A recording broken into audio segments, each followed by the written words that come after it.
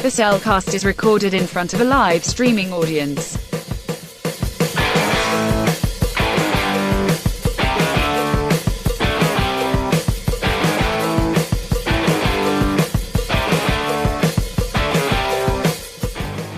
Hello and welcome to another episode of the Cellcast. Joining me today is a man who, he just has to let his inner muse out. Welcome, Jacob. Yeah. Okay. Why, thank you. Let me introduce our co-host, a man who just needs to rewind, unwind, go to the world of you, and just escape from his problems. No, wait, you can't escape your problems. Welcome, Drew. The problem with you is it's not actually the kind of game I usually kind of play because it's not a game. It really isn't. It's a Sims. It's VR chat is what it is. Pretty much. Yeah.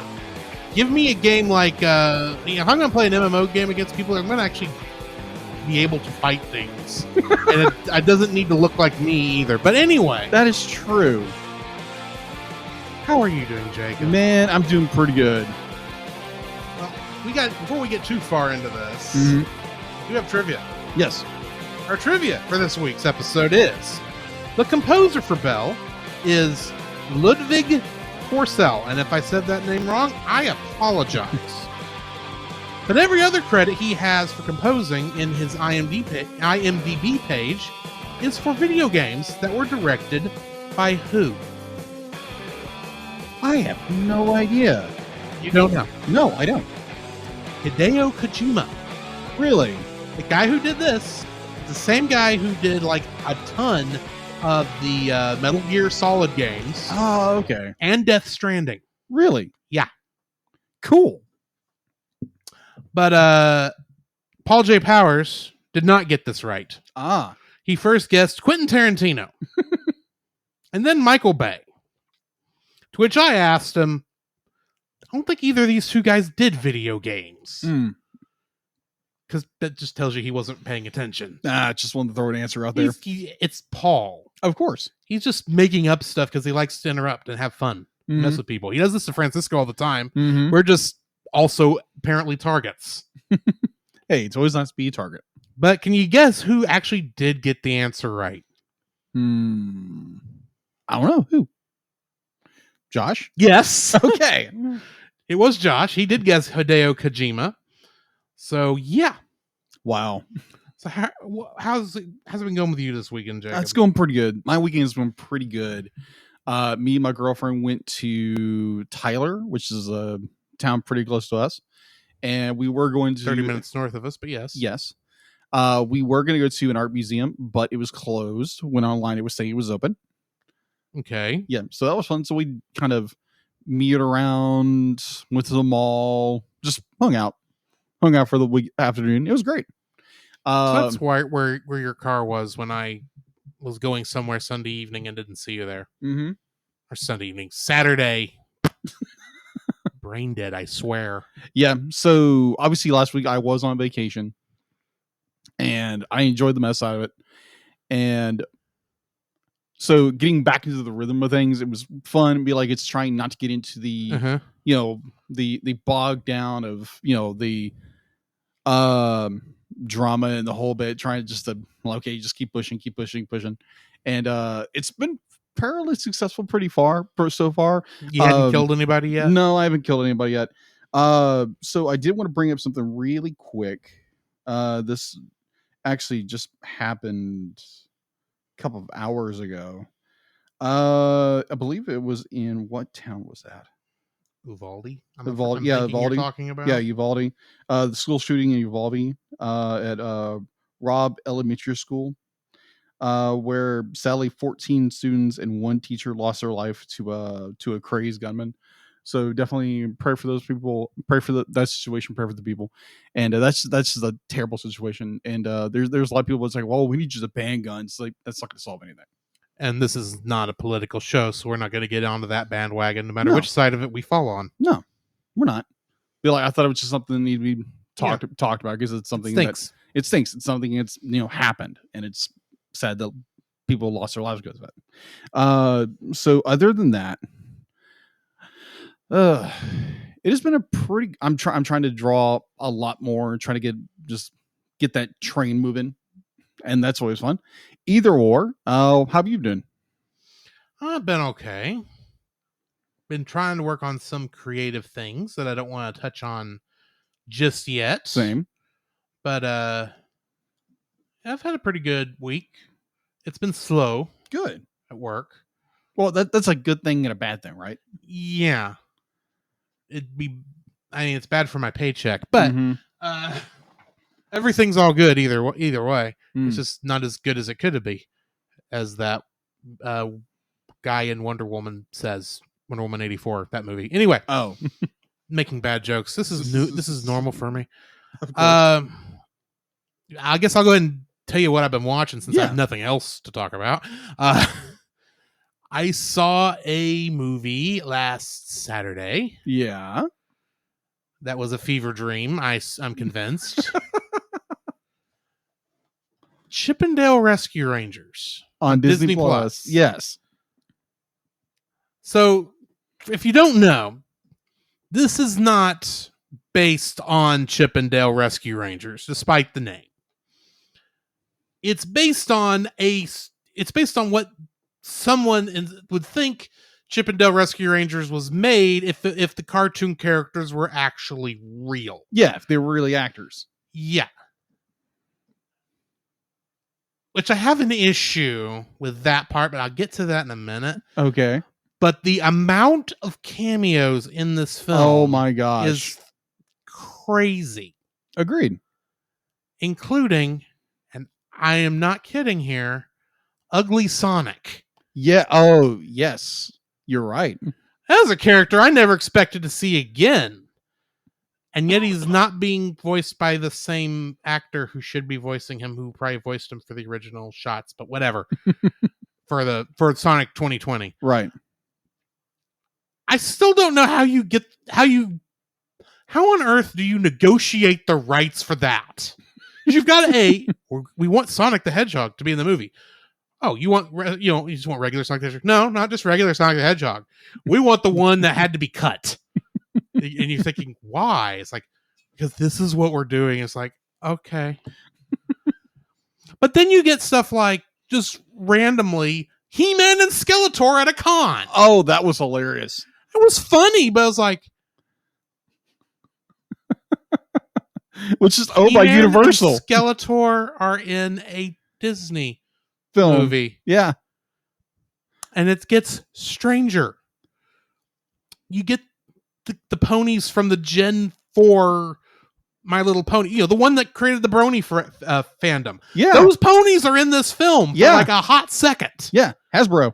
Yes. And then there was something else I watched earlier today. It was a music video that they had put on YouTube. That's the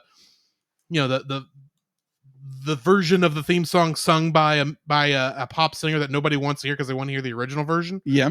To quote the end of the movie. Mm-hmm. But in that I saw something else in there, and I can't think of what it was now because that's like I said. Every time I see this, it's like there's no possible way I just saw that in this movie, even though I nearly would have had to because it couldn't exist otherwise. Because this is just so stinking weird of a movie. It was a fever dream. Like I said, it's a fever dream, for crying out loud. I can't understand how this movie got made. A. B. How this movie got approved for Disney Plus with all these characters in it. C. How they thought this came up with this idea and then just ran with it. And D. How you make no record of the fact that Chippendale existed before Chippendale Rescue Rangers. No other version of Chippendale appears in this film. Neither does Donald Duck or Mickey Mouse or any of the other characters. Yeah. We get Baloo. Yeah. The live action version of Baloo. You know who he's voiced by, right? I think it's the same person doing the live action version of Baloo. No, it's not. I didn't catch who it was then. Stephen Curtis Chapman. That's just weird. That was weird. That's just weird. My girlfriend pointed it out, and I was like, "What?" This is a weird film. It is a weird film. We are going to have to review it, but honest, because right now I just can't think of how this exists. Because here's the thing. We've seen these metaverse cartoon movies Oh yeah, a lot recently. Yes. We had Space Jam: A New Legacy yes, that did this. And it was restricted simply to characters Warner Brothers owned, exactly. which is fair. We've seen Disney do it like back with Roger Rabbit, and that also included Warner Brothers characters, but that's just because how it was. That was the deal. And Roger's in this. And Roger's in this movie too, which means Mickey Mouse is in this universe somewhere. Yeah. Where is he not on screen? Heck, did you catch the Keyblade? No, I didn't. It is dead when they get to the knockoff. Where they find all the parts. Oh yeah, dead center is a Keyblade. I'm going. This is the closest I'll ever get to Disney actually saying that Sora exists in this world, isn't it? Yes, it is. And I need to watch it again because that's like, okay, which Keyblade is that? Or is this just your excuse? Is this some weird connection into Kingdom Hearts 4 at this point? Oh no, we're not going there. With Tetsuya Nomura, you never know. That is true. That is so true. More on that as part of, not going there yet. Not going there yet. Just keep an eye out for your on your RSS feeds because there may be something cool coming related to the certain sword behind me. Nice. Get there when we get there. Exactly. But you're welcome, patrons. Yes. Well, everybody at this point. I don't care. Okay, whoever. I think the only thing we missed was anime. Straight up anime. There's no anime in this thing. Yeah. Also, you're looking at like all the different varieties of animation in this movie. It is nuts. And they explain how the 2D characters became 3D. Yeah. I'm like, that actually makes some sense. In a strange, very strange sort of way. I don't want to get too much farther into this because I'm going to start spoiling the film. Yeah. I don't know if I should say spoiling this film because a lot of this seems like stinky cheese. Just make one more reference. Oh my gosh. But yeah, that was an interesting movie. Also, I watched another episode of Spy Family. That show is just too precious for words. I mean, there's a point in the episode because I'm watching the English dub. Yeah. So I'm like 2 episodes behind, I think, where the people watching the Japanese version are. And I'm sitting there going, you, who is obviously Anya's new best friend, I love you. You need to hang out more often. There's no way this show is going to end well. Because at some point, everything's going to go to pot. You just know it. Yeah. And then there's the other show I'm afraid is not going to end well. Love After World Domination. Because this thing is feeling more and more like Romeo and Juliet. Which, as you know, is a tragedy. Yes. And this just feels like it's going that direction. It's like, there's no way these two are going to be able to bridge the gap between the two team, the Power Rangers team and the evil team. Mm-hmm. Except maybe it will work. It's hard to tell. But yeah, I've been watching that. And then when we were over at Chase's, we watched Is It Wrong to Pick Up Girls in a Dungeon? Yes, that's what it was called. Thank you. That was interesting. Although I think you and Chase got hung up too much on them mispronouncing God's names, but whatever. Yeah. I will say this.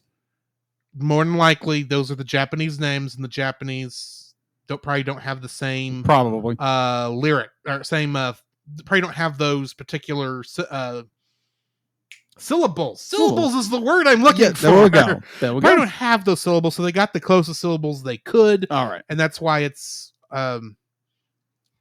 Hephaestus instead of Hephaestus. Yes, but besides the point. Yes. I've also been playing more Legend of Zelda Breath of the Wild for my own fun. I am trying to go 100%. And I was successful at getting the Master Sword before going into any of the Guardian Beasts.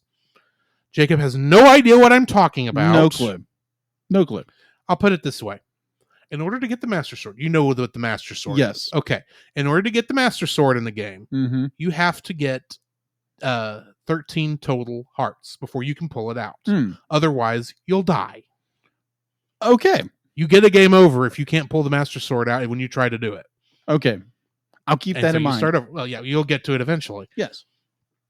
You start the game with 3, Hmm. which means you have to get 10 hearts. Hmm. Do you know how you get heart pieces? By killing monsters? No. Well, in a sense. You get heart pieces in the Zelda games typically by completing dungeons. And then finding random heart pieces around the landscape. They changed it for this game. In the sense they combined it. Because, there's only technically 5 dungeons in the game. Technically. Yeah. The 4 Guardian Beasts and Hyrule Castle. Okay. But you have all these shrines scattered out everywhere that are all these little puzzles that you have to complete. And when you complete those, you get a spirit orb. And when you get 4 of those spirit orbs, you can take it to a statue and trade it for 4 of them for a heart piece or a stamina upgrade. Yeah. Which means at bare minimum, you have to get 40 of these orbs.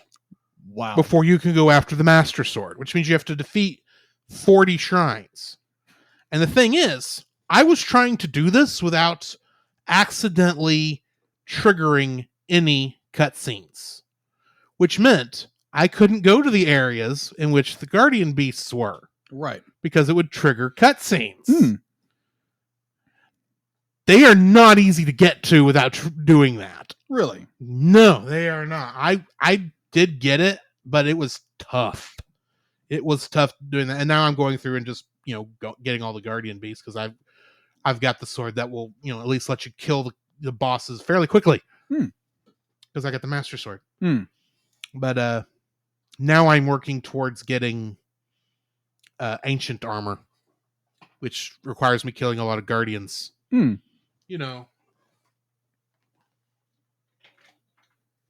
These guys. Okay. I have a Guardian amiibo, audio listeners.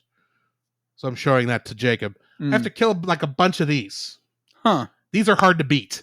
But anyway. Put that right there. Gotcha. Yeah, other than that, that's pretty much what I've been watching and playing. For you people who watched the Twitch streams that I quit doing back at the beginning of April, I may be starting those back up now that my schedule is allowing me to do it more often, now that I'm kind of rested from 4 11-hour days a week. So I may be bringing those back. I haven't decided yet, though. So keep an eye out for those. Gotcha. On our Twitch channel, The Cellcast Gaming. Jacob. All right. So what have you been watching? Well, also a lot of them. Yeah, exactly. Besides watching How to Pick Up a Girl in Dungeon, I know I'm going to butcher the name. Is it wrong to pick up girls in a dungeon or something to that effect? Okay. Yeah, watch that. Animes quit making your names 30 miles long. Give me 1 or 2 word names. That's why I like something like Spy Family. Yeah. It's just 2 words. Simple.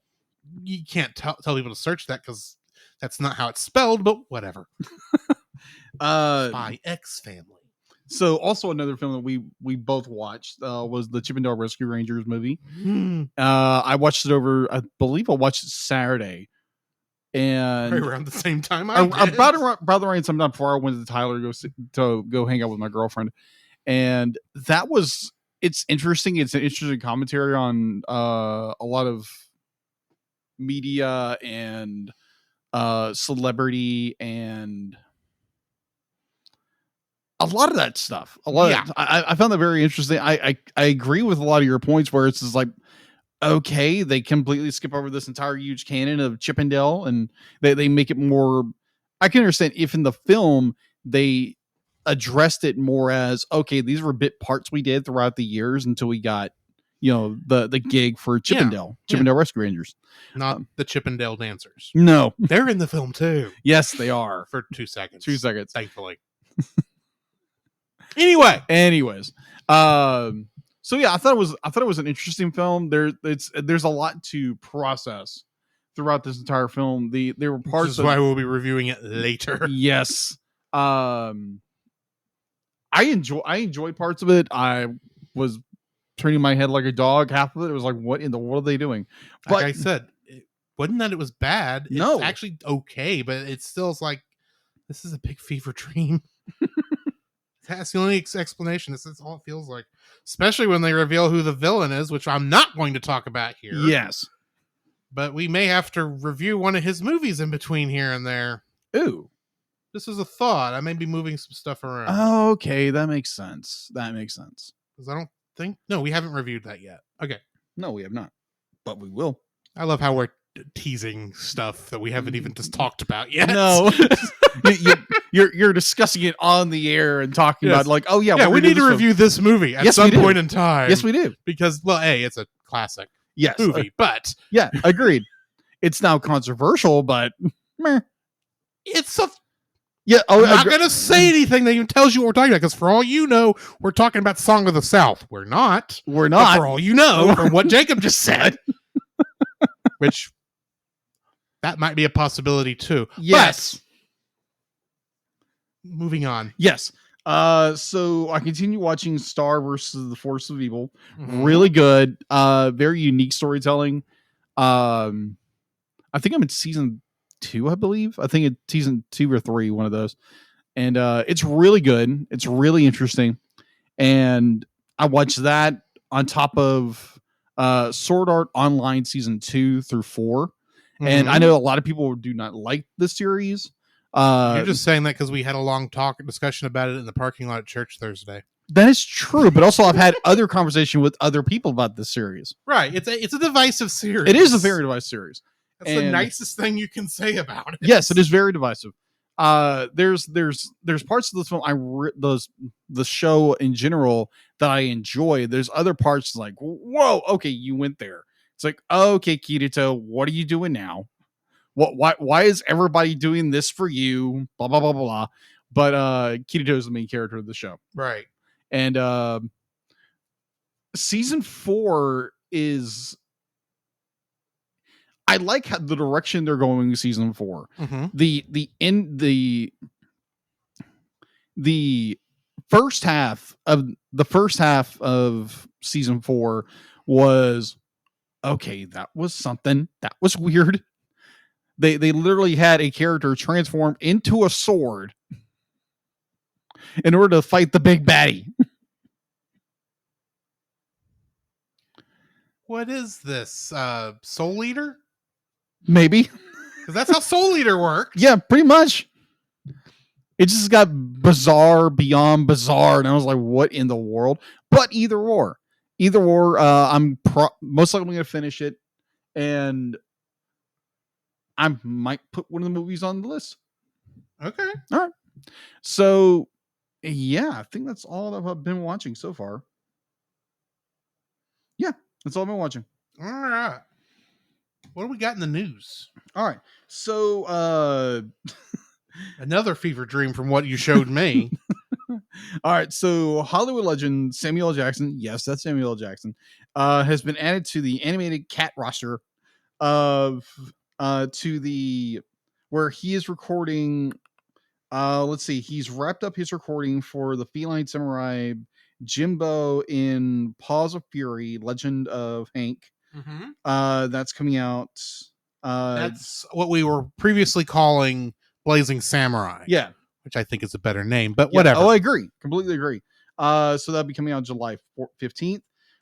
He is also adding his voice he is going to be in the upcoming, let's see, he is going to be apparently a Garfield movie. Either it's going to be a short or something. We really don't know because there's not a whole lot of detail about it yet.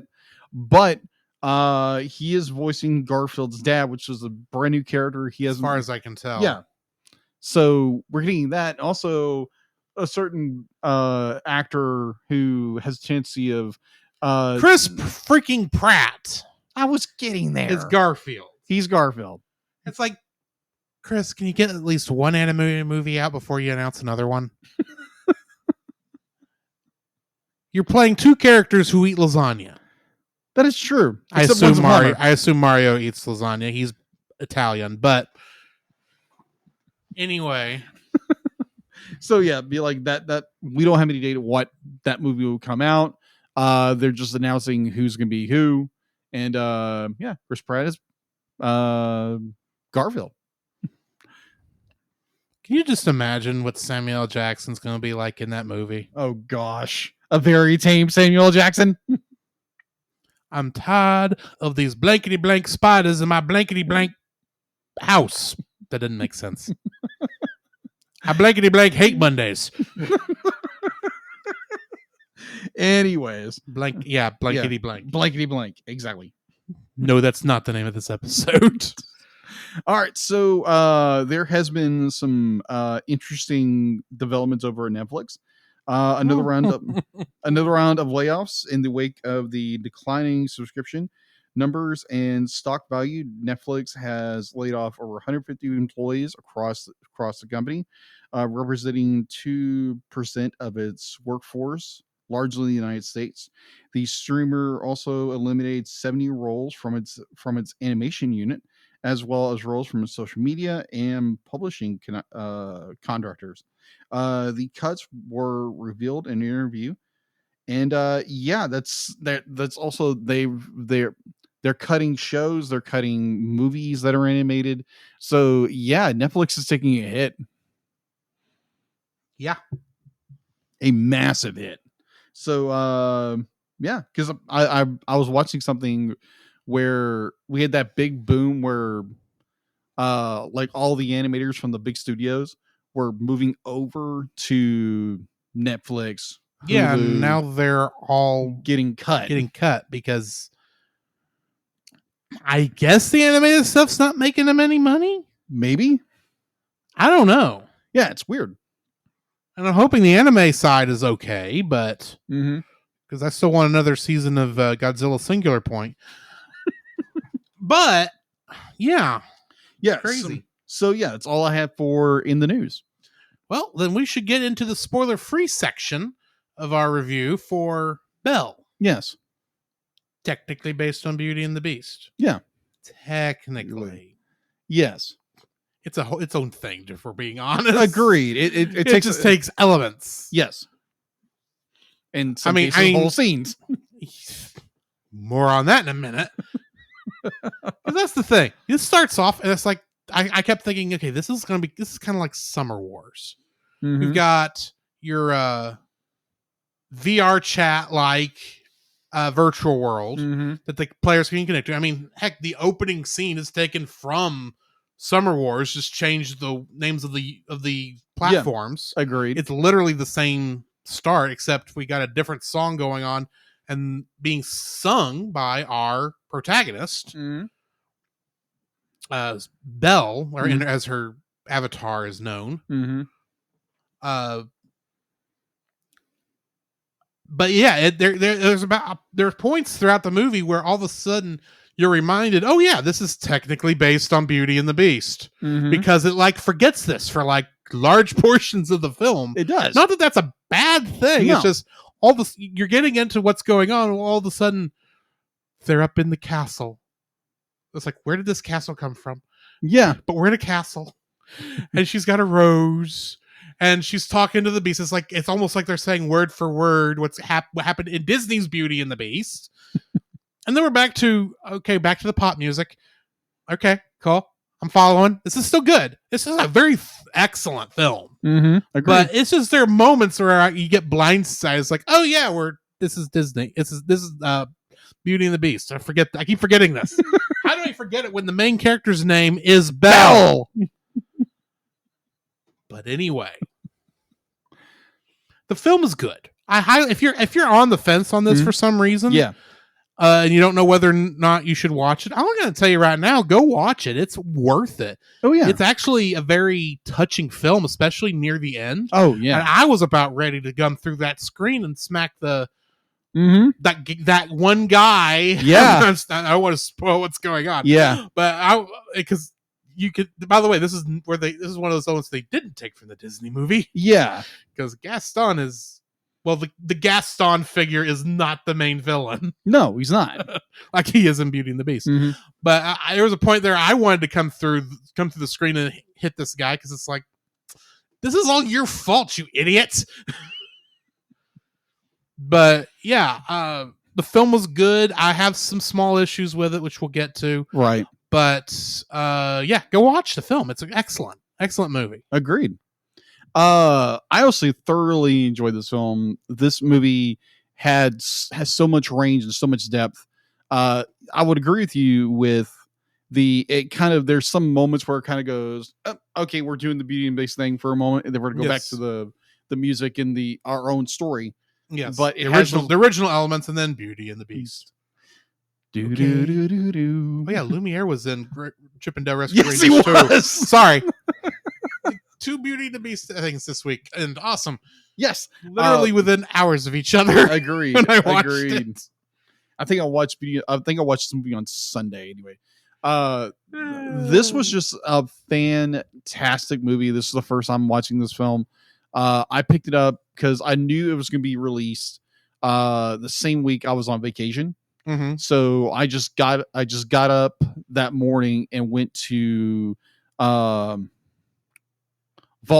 Yeah, Voldemort. not Voldemort. Yeah, Voldemort. That's a Harry Potter guy. Yeah. Voldemort is the store that shall not be named. Exactly. So I went there and picked up the film. Walmart, for those people who don't know. Yeah. So I went His enemy.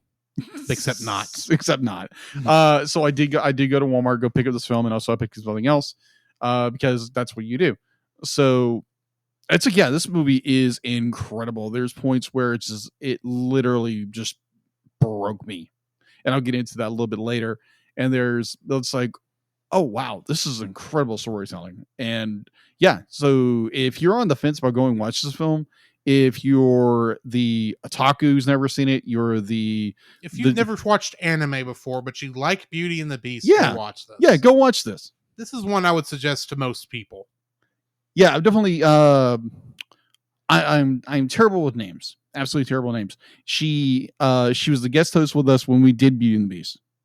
Oh, Ashley. Yeah, Ashley. Ashley needs to go see this. This is stinking good. Oh yeah. Almost a shame she's not here tonight, but yeah, either or. Be like, Ashley, if you're listening to this, go watch this. Yes, you'll enjoy this. Stop what you're doing. Go watch Belle. Force Francisco to watch it too. He needs to watch more modern movies. Exactly. But anyway, I enjoyed it. Definitely go watch it. Watch it now. We'll get to spoiling this thing on the other side of the bumper, so come out and hang out with us at that point.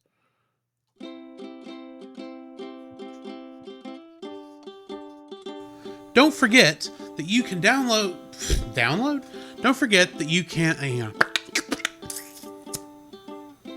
Don't forget that you can listen to us record the podcast live every Tuesday over on our Facebook page, The Cellcast, our Twitch channel, The Cellcast Gaming, and on YouTube at Cellcast.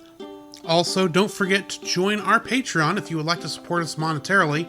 At $1, you'll get our everlasting thanks. At our $5 tier, you can get some artwork from Jacob. And on our $10 tier, you can get bloopers for every episode we've released that I've remembered to release them for. And you can get commentaries from different movies. So come check us out over there if you would like to support us financially.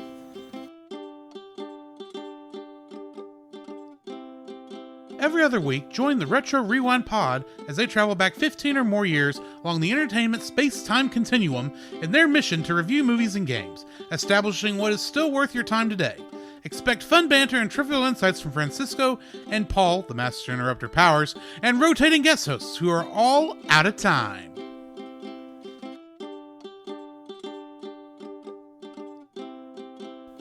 Do you like Star Wars? I don't just mean the original trilogy. Along with that, I mean the prequels, the sequels, the anthologies, the animated shows, and of course, who doesn't like Baby Yoda? Well, if you've been in the fandom for any length of time, you know how toxic the fandom can get. And if you'd like to be able to discuss a galaxy far, far away in a much more positive light, might I suggest searching out The Outer Rim, a Facebook group dedicated to all of Star Wars, and check out their YouTube channel, which you can easily find at Pop Americana, which the podcast you're currently listening to is also a part of. To find that and more, check out the link in the description.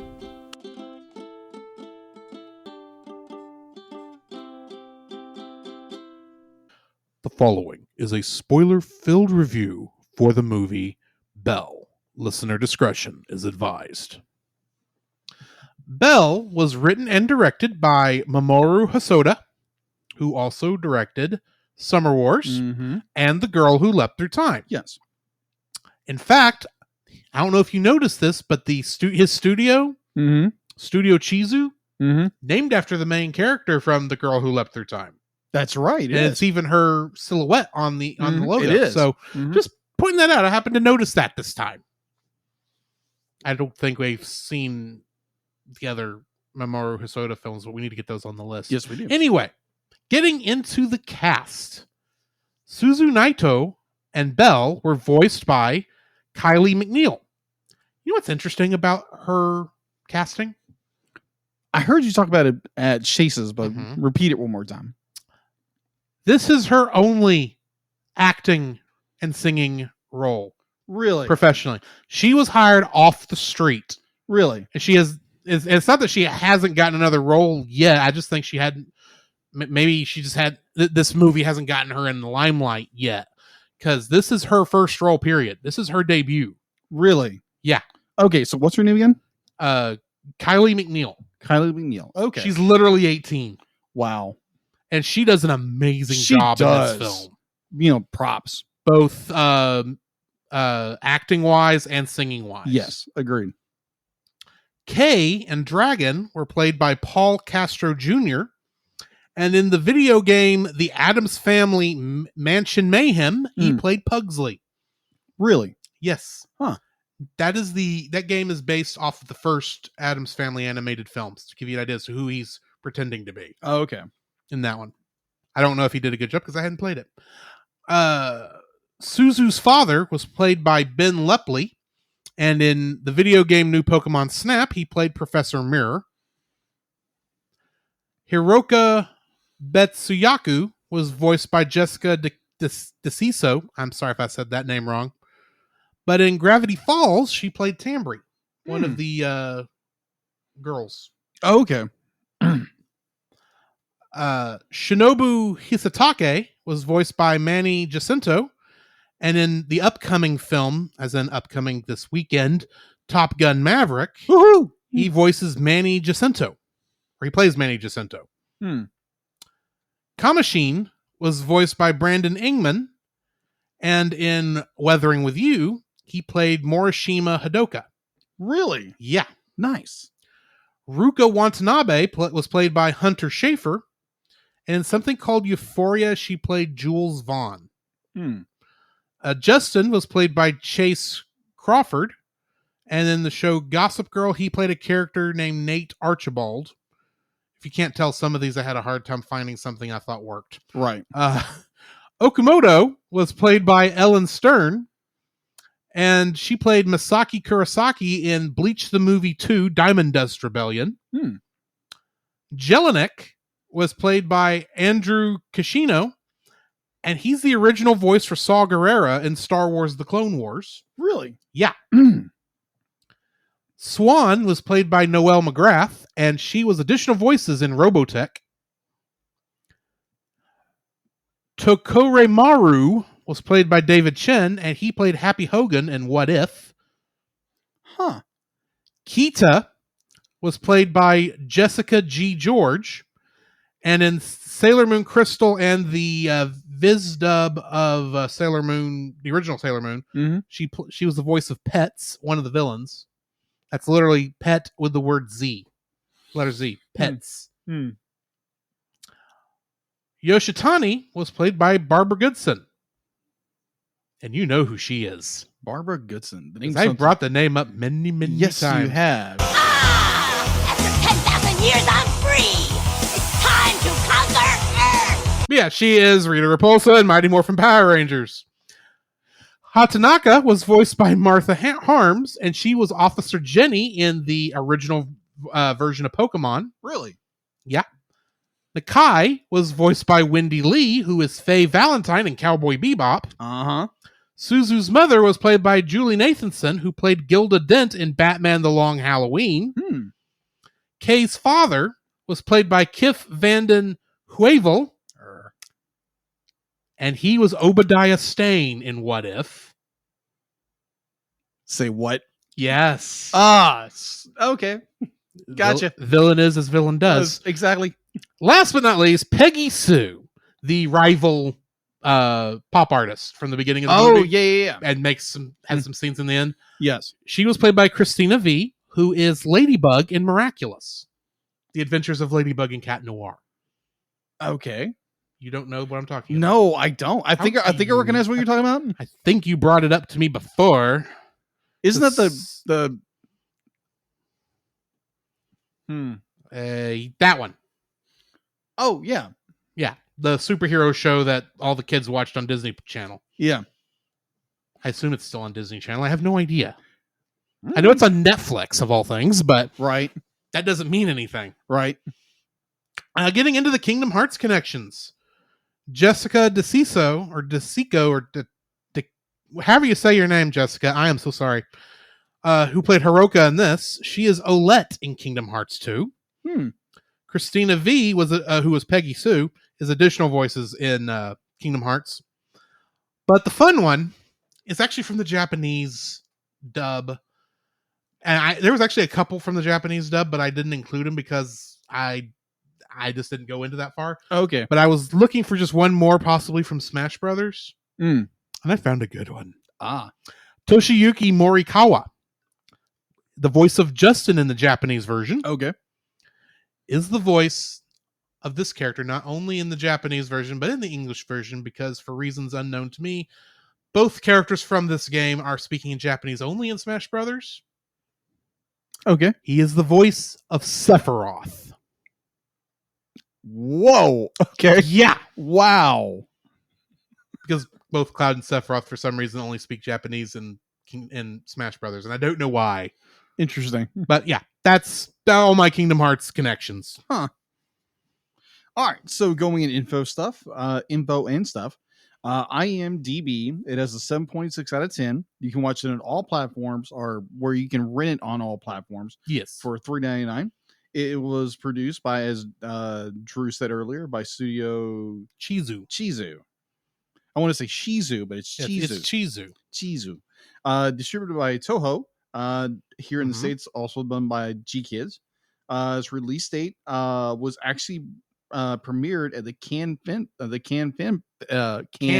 Film Festival. Thank you, Cannes Film Festival, July 5th, 2021. And it premiered in Japan in the next day, on July 16th.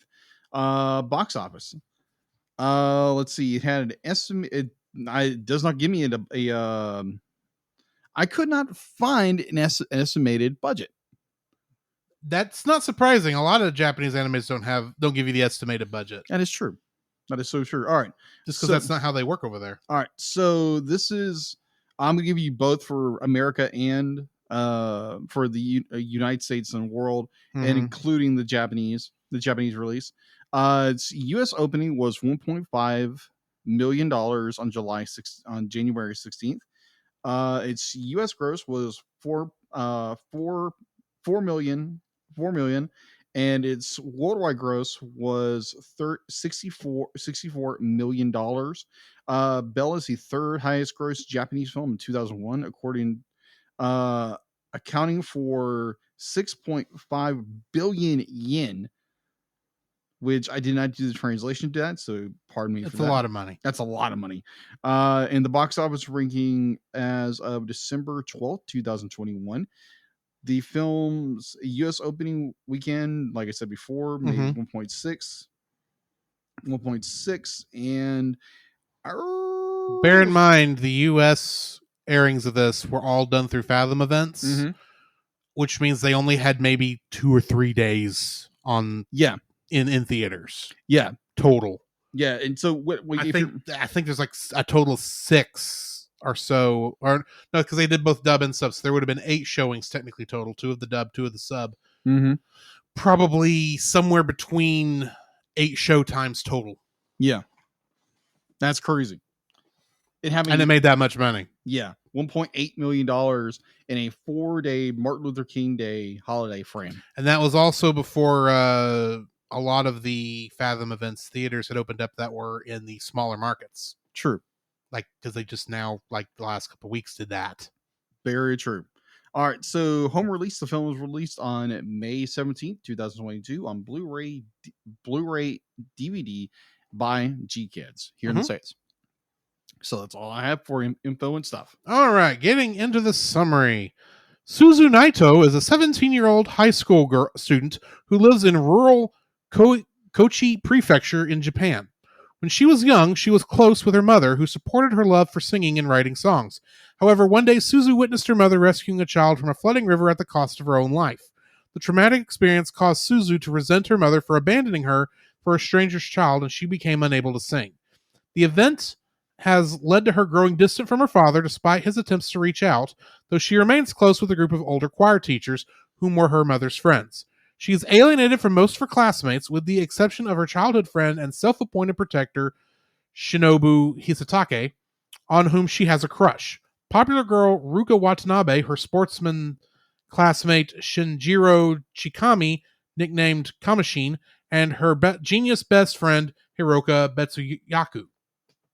On Hero suggestion, Suzu signs into the popular virtual metaverse known as You and creates a beautiful avatar with freckles she names Belle, the English translation of her own name. That is literally Bell, not the Belle that the movie is spelled for.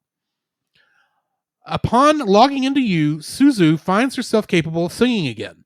Belle's appearance is at first criticized due to her freckles, but after making several appearances while singing and with the assistance of Hiro, who has appointed herself as Belle's manager and producer, Belle soon becomes a big hit. Following her popularity, people start to refer to her as Belle, spelled Belle, which means beautiful in French.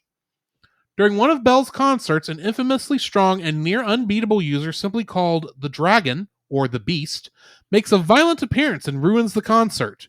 This prompts a vigilante group led by the self-righteous Justin to begin hunting the dragon, accusing him of disturbing the peace of You. Using a specialized program, Justin plans to unveil the dragon's identity to the public. Suzu feels intrigued by the dragon and begins to gather information about him. She discovers that he is popular amongst children who consider him to be their hero, particularly a shy boy named Tomo, who was in the news with his brother and father following his mother's death. Belle searches You for the dragon while evading Justin. She is led to the dragon's hidden castle by a mysterious angel avatar, although I think they were more mermaids than angels. Yeah, is what the movie calls them. But anyway, because I watch with the subtitles on, even though it's English, and it called them mermaids. Really? Yeah. Interesting. So just throwing that out there. Interesting. And finally meets the dragon and his 5 guardian AIs. Despite their rocky start, Belle and the dragon grow close.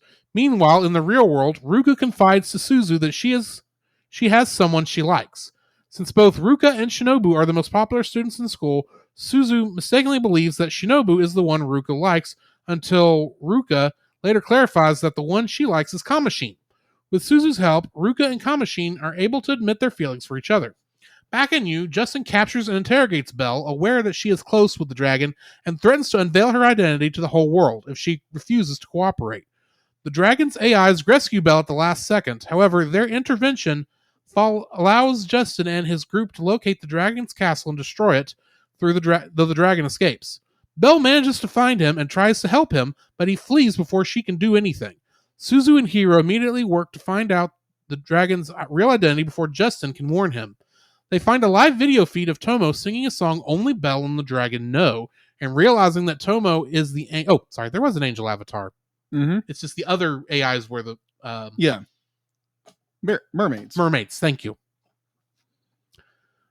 The feed reveals that Kei and Tomei are... I'm back up. Realize that Tomo is the angel avatar and that his older brother Kei is the dragon. The feed reveals that Kay and Tomo are being abused by their father. Kay's anger and steadfastness in protecting Tomo is what gives the dragon his unbeatable strength and rage in you. Suzu contacts Kay to help, but Kay does not believe that she is Belle. Shinobu, Ruka, Kamashin, and the choir teachers reveal their knowledge of Belle's true identity and urge Suzu to sing as herself in order to gain Kay's trust. Suzu unveils herself to the whole world anew and begins to sing, gaining support from everyone listening. Seeing this, Kay decides to trust her and tries to contact her again. Unfortunately, Kay's father sees the recorded video of his abuse posted online and immediately cuts off the internet connection before Kay can tell Suzu their address. Using local news music from the TV and buildings visible from the windows and in the recording of the room, Ruka and Kamashin deduce that Kay's hometown is Kawasaki Kanagawa near Tokyo. Since the authorities cannot intervene on abuse charges until 48 hours have passed, which I ask why, Suzu quickly rushes to the city alone to find Kay. Suzu locates Kay and Tomo and protects them from their father. Once the situation is settled, Suzu and Kay thank each other for giving one another courage. The next day, Suzu returns home. Her father welcomes her at the station, and she warmly tells him she's back. Shinobu praises Suzu for her bravery and decides she no longer needs his protection. Finally, understanding her mother's selfless actions, Suzu comes to terms with her mother's death and is ready to sing with her friends. No. Getting into the trivia. As I mentioned before back in the trivia question, this is the motion picture debut of Ludwig Forssell. Forssell is best known for composing music for Hideo Kojima's video games, most prominently the Metal Gear Solid series. Jin Kim, the character artist for the film, has done a lot of work for Western productions, either as an animator or character artist, including Tiny Toon Adventures, Darkwing Duck, the Aladdin TV show, the movie Hercules, Tarzan, The Emperor's New Groove, for which he was the animator for Cusco, both human and llama form. Exactly. Bolt, The Princess and the Frog, Tangled, Frozen, Big Hero 6, Zootopia, Over the Moon, which is that Netflix movie you watched. We reviewed, yes. Raya and the Last Dragon, and last but not least, Encanto. Oh. Wow. This guy is prolific in the West. Oh, yeah. Definitely, if you look at the sketches for the characters, you can see it. It's so much Disney. There are points in there where I swear that who was the lead in Encanto? What was her character's name? Mirabelle, yeah. I swear I could see Mirabelle's eyes in a couple of people. Yeah. If that makes any sense whatsoever. That being said, Mamoru Hosoda and Jin Kim both had an admiration for each other's work. While Hosoda was attending the Oscars ceremony for his film Mirai in 2018, the two were able to meet for the first time. It was there the two said they would work together on a future project. This eventually became Belle. The main theme and first song heard in the movie is by the Japanese music group Millennium Parade, and there are many subtle hints and references to the group within the movie. In the Japanese version, Peggy Sue is voiced by Ermoy, which I believe is the lead vocalist on Millennium Parade stuff, from what I understood. One of the unnamed characters pursuing the dragon has a dog face, whose appearance is almost identical to the dog characters in the music video of Millennium Parade's song Philip. And if you look closely, you can spot other characters that resemble people in the dance scene in their video for Bond Dance as well. Bear in mind, I have not seen any of these things stuff, so I have no idea how true any of that is. But this film does mark Studio Chizu's 10th anniversary. Really? Yes. Which brings me to the end of my trivia. Jacob, what is your first like? I would say my first like would be the meta commentary that this movie. Well, oddly enough, be like you look at Chip and Dale Rescue Rangers and the commentary that plays into celebrity. This one also plays into celebrity. Yeah, and also plays into the virtual persona people take on and how toxic the internet is. Be like be like for people think, oh, Twitter's bad. Be like, yeah, you get on some of these boards and it's like they're just ripping each other left and right for everything. If you think Twitter's bad, look at Tumblr. Oh yeah, Tumblr's bad. Tumblr is absolutely horrendous. But it's a good commentary on how we treat each other. How we treat each other. It's like, oh, because when Belle first comes into you, It's just like, oh, she's ugly. Oh, she's da-da-da. It's just this constant barrage of like just negative commentary. Just simple by being like, oh, I saw her. I instantly don't like her. I hate her. I don't like her. She has freckles. I don't like people who show off. Yeah, It's like, exactly. I've seen those YouTube comments. Yeah. Not on our show. Of course, I like to just see YouTube comments on our show. Like, comment, subscribe wherever you found us, by the way, folks. Yeah, it's just be like, it's this wonderful conversation because there again, be like people start off negative and then you get that slow burn of be like, oh, people do like her, and then instantly everybody loves her. Mm-hmm. It's like, oh, she's got this beautiful voice, but it's still that chatter of be like hatred in the background. And it's just that lead into the more towards the finale when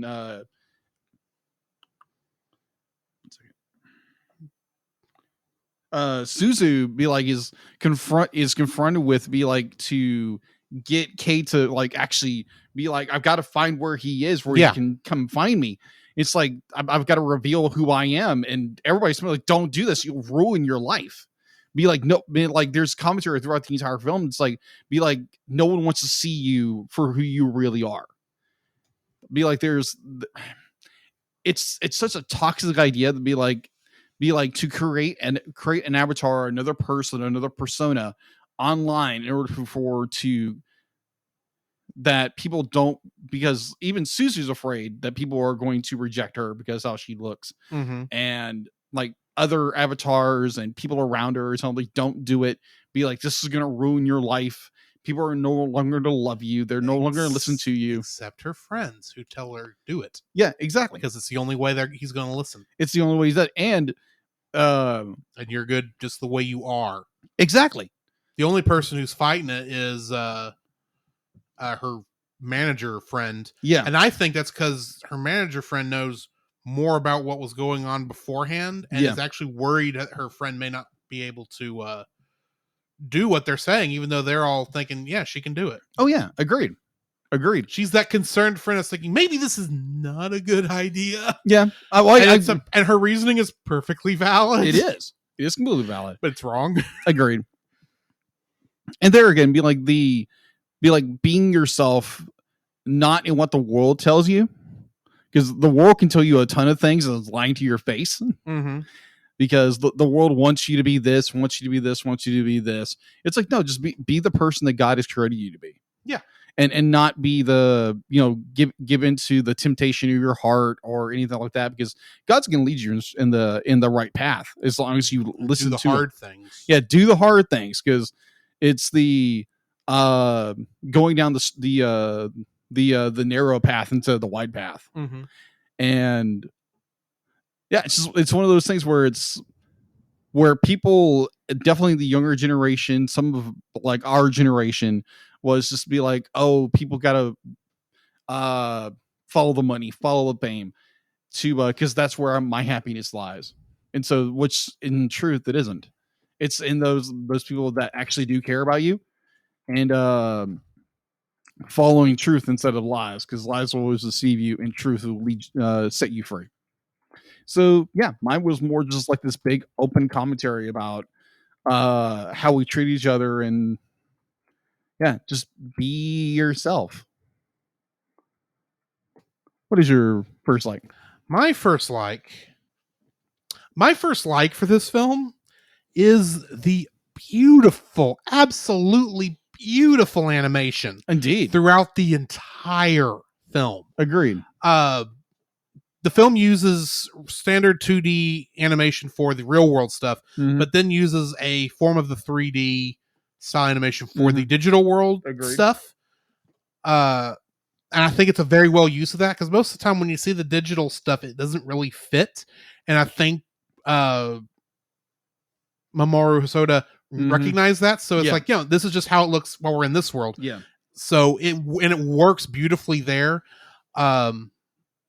A lot of the animation in both areas it's just nice and smooth. There is a small problem during one of the songs, which I'll get to when I get to dislikes. But for the most part, the music, the animation, especially around the video, the songs, the animation is like spot on. I think this is the first anime musical I've ever seen. Yeah. And I don't know if that's just because they don't come up often or if they've never done one before. I don't know. But this is absolutely beautiful the way they handle it.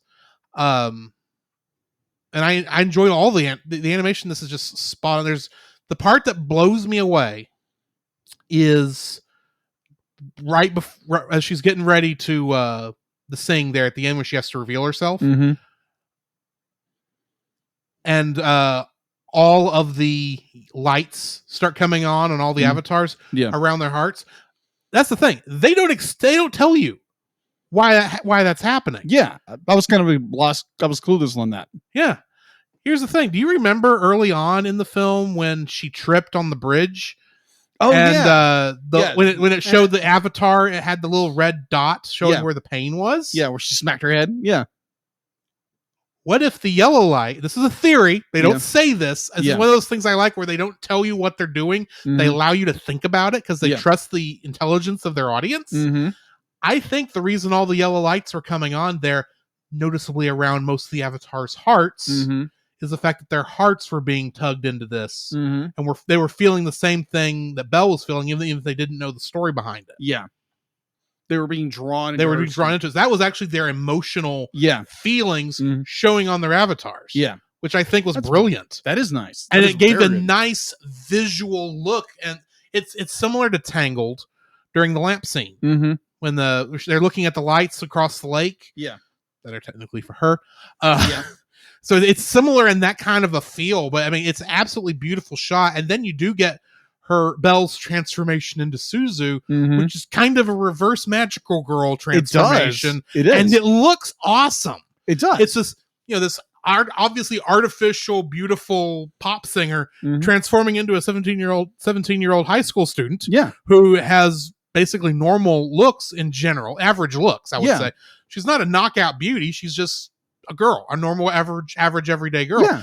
And it's kind of this reverse magical girl thing where it's like she's becoming her true self to show Kay that I am being real about this. You need to tell me where you are so I can come save your butts. Yeah, since the police will not give us a hand here. That part annoys me. But anyway, yeah, and then I need to double check before I go into this scene. Okay, that's going to come up in here in a minute, so I'll save that for a bit. But yeah, the whole movie is just spot on in its animation. There is one small issue I'll talk about when we get to dislikes, but before we get there, Jacob, what is your second like? Okay, so I had originally put this in a completely different order, so I shifted things down. So this movie broke me, like literally broke me. Yeah. So we're going into the story. We're going into the beast or the dragon shows up and be like, he can't be stopped. He's so fierce. And when be like, there's the commentary going on, be like, why does he have the tattoos or bruises, whatever? And so you get the classic scene where Beast has brought Belle back to his castle and be like the patterns on his jacket or his coat or whatever, his cape. Thank you. Really more of a cape. Yeah, that starts forming. And he's like over in pain and be like instantly. I was like, oh no, someone's being abused. Someone's being abused. Who is this kid? Who is this? And for some reason in my mind, I'll admit I didn't go straight to the kid was being abused or that someone was getting hurt. I thought maybe he was like really sick and maybe had a cancer or something. Yeah, and that was maybe idea. The lesions showing up on his body. That's not what it was. Right. But then at the same time, at that point, I still had no idea who the beast was. Yeah. I didn't realize it until they actually get to where they were realizing who it was. Yeah, because my first thought of the identity of the beast was actually the protector guy. I thought he was the guy. And I was like, and see, my first thought was that's her dad. He feeling depressed that he can't connect with his daughter. Oh, okay. I honestly, I thought that's what it might be too. I couldn't come up with in that theory why he had bruises, but right. Yeah. So be like going forward and be like, I was guessing the whole time. Yeah, I was too. I was like, oh my gosh, who is this? Be like, it literally broke me. It's oh my gosh, things being abused, and it broke me there. And I was like, oh my gosh. And so we go forward in the film. We start realizing that, oh yeah, they've discovered who these people are, and it's like, oh my gosh, it's these kids from the beginning, and it's like, oh my gosh, they're being abused. And it's just like I teared up. Literally, it broke me. I was like, oh my gosh, these poor kids. And Suzu just being, the her mother's daughter. Their mother's daughter, agreed. For being honest. Yeah, agreed. And her selflessness and be like, just to be like, I've got to save them. I've got to make sure they're okay. And it's just be like, to the point, be like the wicked dad comes in, and it's just like that. It's just, I'm sitting there just like, it's like, you can't do anything.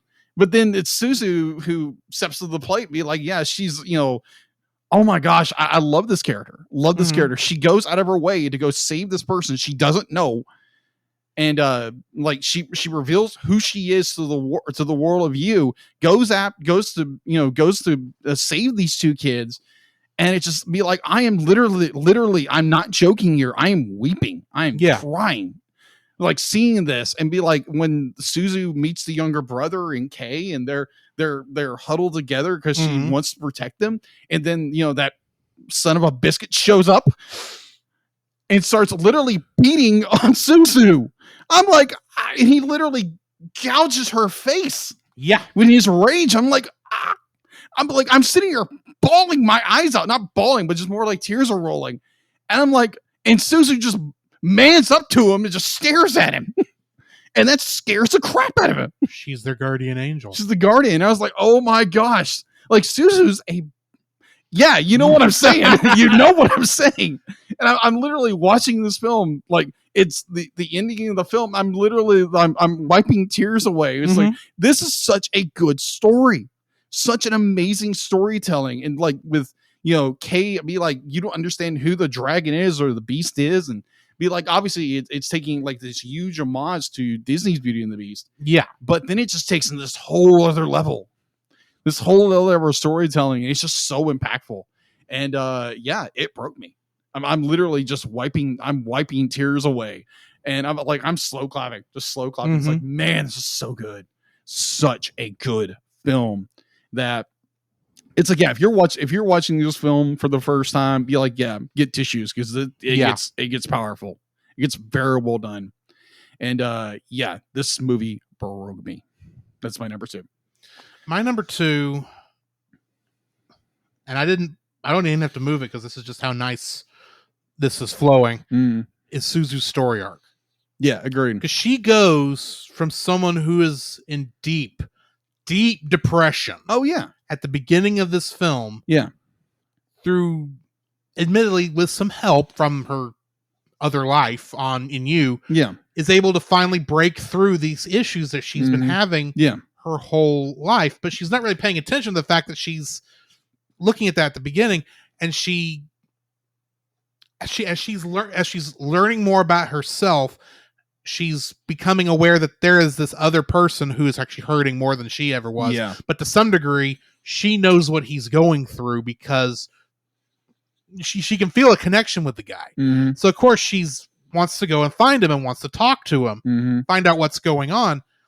And like you said, I mean, you get to where they're watching Kay and Tomo on the live feed, and all of a sudden every little strange little mystery about the film kind of comes in together and forms a cohesive whole. It's like, why the beast had the bruises. You know why who the angel kid was, because we've seen the angel avatar all throughout the film. Yeah. Never really saying anything. I didn't even make the connection that kid and his brother and the dad that we saw at the beginning. I didn't even make that connection until we got to the end of it. Yeah. But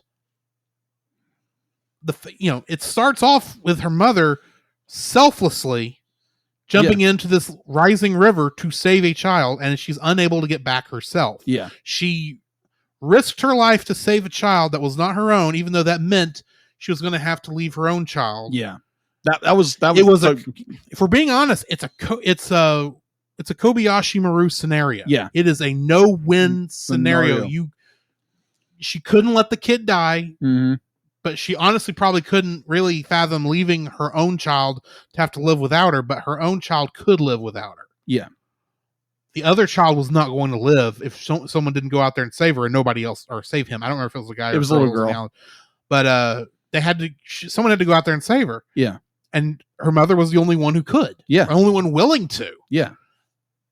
And a lot of the movie is Suzu trying to understand why she would do that. Agreed.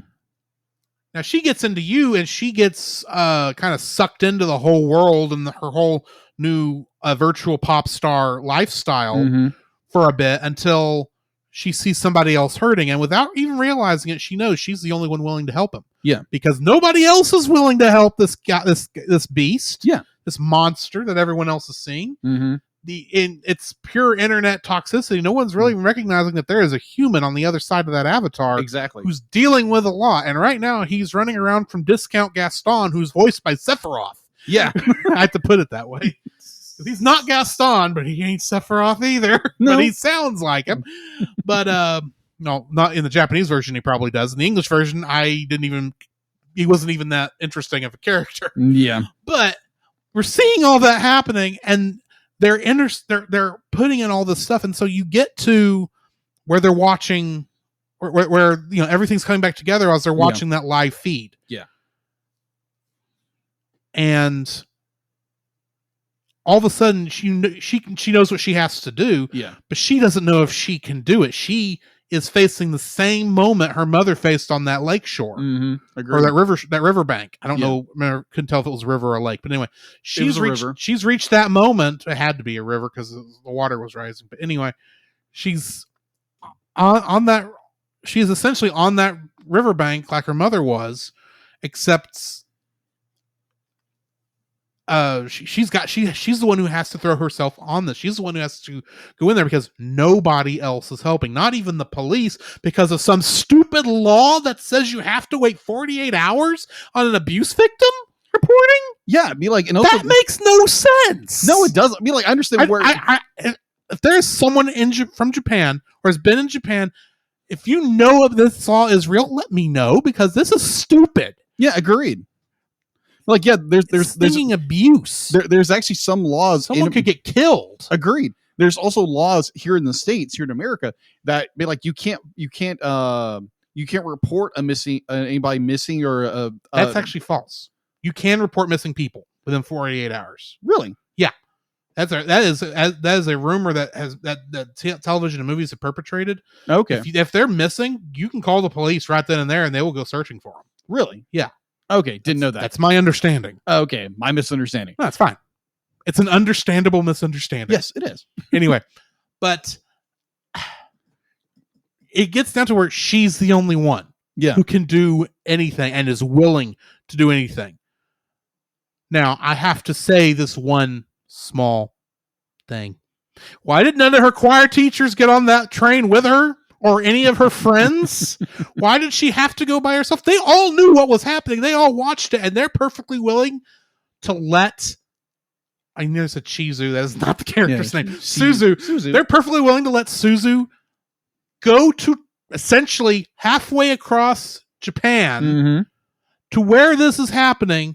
She doesn't even really know where she's going in Japan. She has a vague concept. Yeah. And it's pure luck that...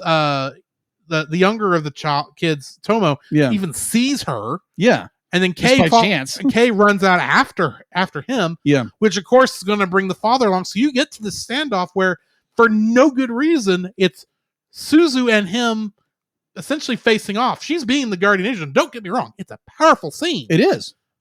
But I do have to wonder why none of the other responsible adults or worried people who watched that video feed were not there with her physically. I mean, they were all there in spirit, but still. Yeah.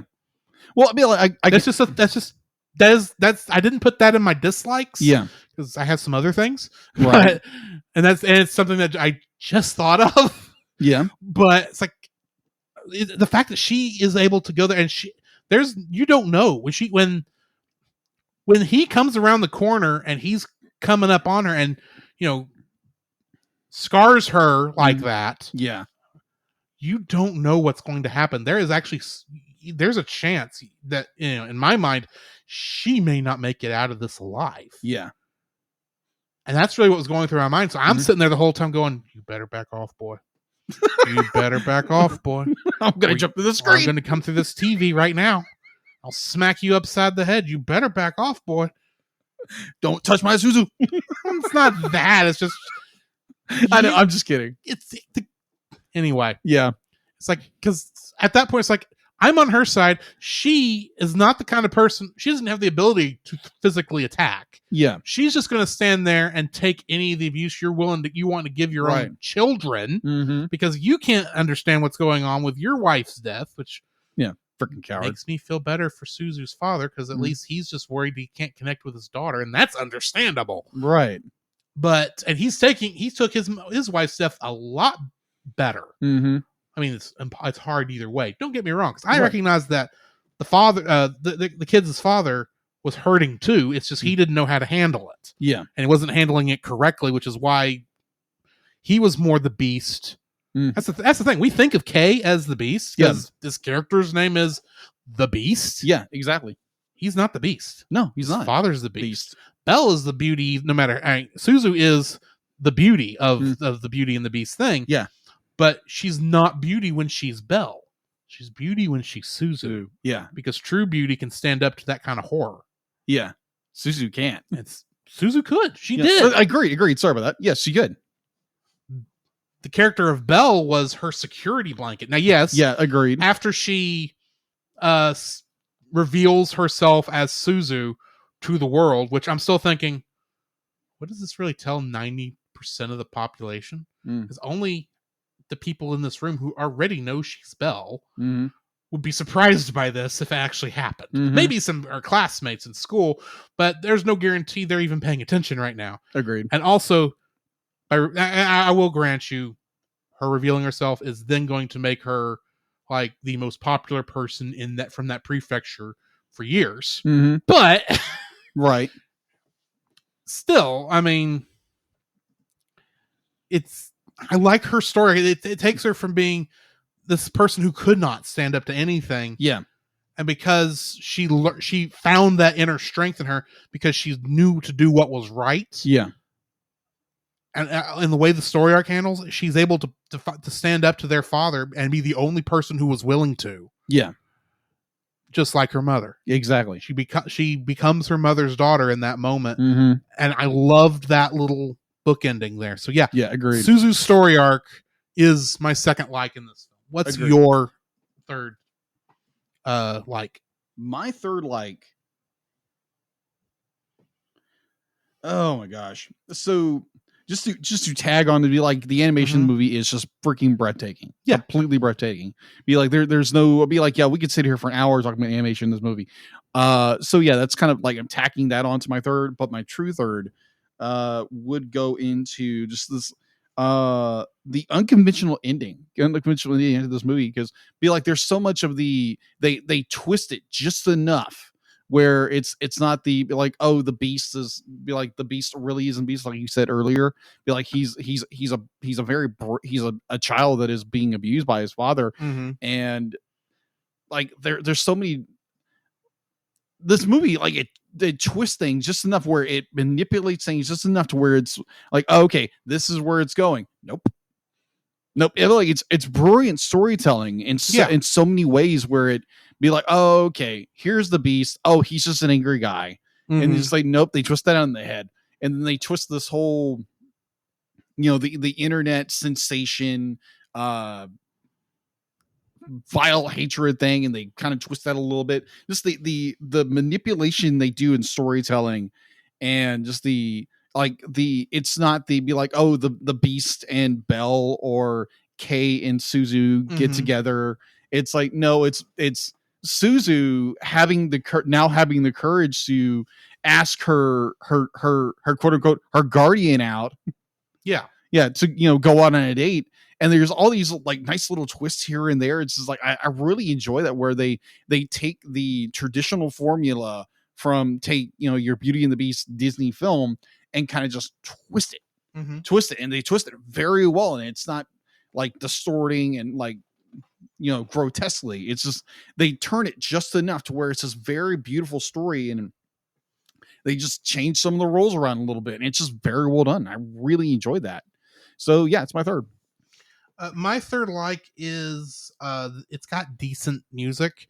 This is not my normal taste in music, if we're being honest. Understand. But for what it is, I mean, it's actually very good. In fact, I've had that opening song, that's done by Millennium Parade, also who did most of that part of the music.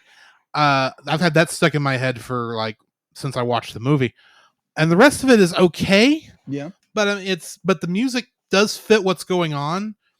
I also especially liked Gale of Storms, I think was the name of it. That was the second one she did. Yeah. And then, of course, the song that she sang to the Beast, which I can't remember the name of that one. I apologize. But those songs were beautiful, were very well done, especially when you consider that they translated the songs for English. Yes. Because, and this is going to get a little into my first dislike. In fact, I'm going to kind of transition to my first dislike with this. When the thing is, the Japanese language and the English language, they are entirely different. Agreed. As you can probably understand. So a lot of times our music, the poetic flow in the Japanese version and making it fit poetically for an English version doesn't always mesh up well where the syllables line up, which makes mouth flaps kind of hard. Agreed. For most of the music in the film, this is not that really, really bad. But for the first song, at the very least, because of how quickly the syllables are coming at you throughout most of the song, because it's a very poppy, fast-moving song, and it's even got a small little rap section that's kind of sort of rap section that's really a fast-spoken word section, I'll say it that way. Yeah. That is there. The mouth flaps to make that work do not match. No, at all. Now, it's a little bit, like I said, it's better in the other songs, but that's because the other songs are slower. So while you can still kind of see the mouth not matching up with the words not matching up with the mouth flaps, it's not as bad. Because in most cases, she's singing longly, notes are full measures. I'm not doing it. You're going to explain this. I mean, they're long words, and that fits both English and the Japanese. And the English versions are obviously written to fit those notes a lot better. While still doing the song, translating this what the song is trying to say. It's not a fully accurate translation in terms of what the words are saying, because Japanese words, a Japanese word can mean 7 different things in English. Yeah. One English word can mean 7 different things in Japanese. Right. It's that kind of the two languages do not really mesh very well together. Agreed. So there are times when that happens, but in the very beginning, my first dislike is the fact that she's talking so fast and her words are going so fast that in order to make it still sound good with the music, they had to miss mouth flaps in the actual movie, which stinks. But it's really more of a minor gripe, because that's a hard thing to do anyway. Agreed.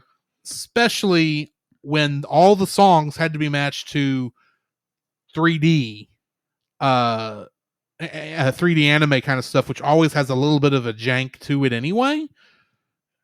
So yeah, because this does have that anime 3D jank to it. Agreed, it does. But anyway, that's my first dislike. What's your first dislike? My first dislike is solely exactly yours, the exact same. It's like that first song. It does have this. Be like the lip flaps. Yeah, this is how fast the solos are going. Yeah, exactly. So it's understandable. You're gonna miss some of the lip flaps. Yeah, and it's understandable at the same time. It's kind of irritating, because it's she's singing something, but the mouth isn't doing that. And it doesn't help that this is the beginning of the film. This is our introduction to the character, and your mouth flaps can't match up with the words. Yeah. That's a little worrisome when you're first watching the movie. Yeah. For the first time. Now, thankfully, like I said, it's fixed later on. It is. From what I could, it's not really fixed. It's the songs lend themselves to this kind of solid thing later on. Yes. I still need to go back and watch it in Japanese because I'm curious if the Japanese version has the same problem. Yeah. If it does, that's not the translator's fault. That's just a weirdness in the animation. Yeah. But at least in the English version, because of that translation, it's like that. Yeah. I also did notice a few points where Belle or Suzu is like she's in you as Belle, and be like she's talking, but be like the mouth flap kind of misses a little bit, just here and there, but you just notice those little things. So yeah, the misflap, I'm calling it. Yeah. Well, and like I said, I don't think this is on my list. No, it's not on my list. But yeah, there are some the 3D they use in here, while it is done very well and it's pretty and it looks nice, there is some jank in the movement. Yes, there is. It's forgivable for the most part because it only happens while they're in you. So it's just kind of fits as the art style, but you know, when you've seen other stuff that looks so much better. Yeah, agreed. Completely agreed. So what is your number 2? My second dislike are some logical inconsistencies with the tech. Okay. I want to point out before I get too far into what's going to sound like a lot of nitpicking, because it is a lot of nitpicking. It is. I recognize we're dealing with magic tech. Yeah. And what I mean by that is it doesn't matter how the tech does it for the story. It's just the tech does what it does and you accept it and move on. However, there are some little things that bugged me while watching the film, and that's why I bring it up. Okay. First thing, those little ear pods they stick in their ear that somehow scans all their biometric data and allows them to see into the world of you. Yeah. Which also already I have some issues with, but like I said, magic tech. Yeah. I can put that part aside. Yeah. Are they seeing the real world and you at the same time? That is kind of frightening. There's that little interesting thing because there's evidence that that's what's happening. Yeah. Especially when they're all in you, but they're also all watching that computer monitor at the same time. True. When that stream's going on. Also, if that's the case, the way they explain it is that somehow the ear pod things are intercepting the signals from the brain before they go to the body to control the character in you, right? Yeah. But they're able to move in the real world. We see plenty of times while they're in you. Are they switching back and forth, or is every time she has sang her heart out for one of these pop shows, is her dad able to hear her? Yeah. Because they make it sound like he doesn't know that what his daughter's doing, or maybe he's just giving her space. It's hard to tell. And the other thing is, like, every single person, every single one of her friends, including all the old ladies, knows she's Belle, but it's just not telling her, allowing her to live her secret life. I'm thinking, okay, Hannah Montana, all know this, and you're waiting for the right moment. But still, all those little logical inconsistencies with how that tech works and how when they're in this world versus when they're in you, right? How they're moving. I mean, I've played motion games like the Wii and such. And I've seen people playing, actual virtual reality where they are actually physically having to move. You don't know where you are in those things physically in the real world. That's why you have to make a space in your play area so that you don't hit things. Exactly. Before we came on, you came over while I was watching one of these try not to laugh videos. Yes. And we saw a lady grab her dog in horror. But she didn't grab it from the head. She grabbed it from the butt. Because she couldn't see. Exactly. She just knew the dog was there, and she was squeezing it because, you squeeze things when you're scared. Yeah. I'm glad she didn't squeeze too hard. She might have had something up her nose. Anyway. Oh, yeah. Ouch. But anyway. But the thing is, if that's happening in our world, that has to be what's happening over here. Yeah. because it's not like Sword Art Online. Yeah, it's pulling that in, because in Sword Art Online, they aren't moving around physically in the real world. That's got this weird little dynamic thing. It's why, they're all technically in a hospital throughout most of the film physically, that show physically. And for most part, yeah. Yeah. While their characters in game are just running around doing it. And of course, it's their brain telling their characters to do it, but that signal's not going to the rest of their bodies. Yeah. That's not how it works in you, and I don't know how they are not just constantly accidentally running into walls or into the road and getting run over. Mm-hmm. I agree. There's a lot they do not explain. No, they don't. Because the only tech we see is an iPhone, essentially, and earpods, essentially. Pretty much. That is the entire tech for getting into the world of you, and yet all this magical technology allows all this to happen, but it's not consistent. Agreed. That's my real issue, is the technology. I should be able to watch and understand, at least generally, how this technology works. I should be able to know if, when she's moving in you, if she's moving in the real world. Agreed. But we don't have any idea of that in here at all. So I don't know exactly. That threw me off while I was watching, and it was an issue. For the most part, I actually didn't think about it. Okay. Until we got to the scene where her and all her friends and the choir teachers and all that are all watching the abuse feed. Mm-hmm. I'm sitting there going, and they're switching back and forth between that whole scene, not just during the abuse feed. No, they didn't do this during the abuse feed, but I mean that's all centered around that. They move back and forth between them in that old classroom and to her singing in you. Mm-hmm. And they go back and forth between these two things, where you would naturally think these have to be happening these events are happening at the same time. Mm-hmm.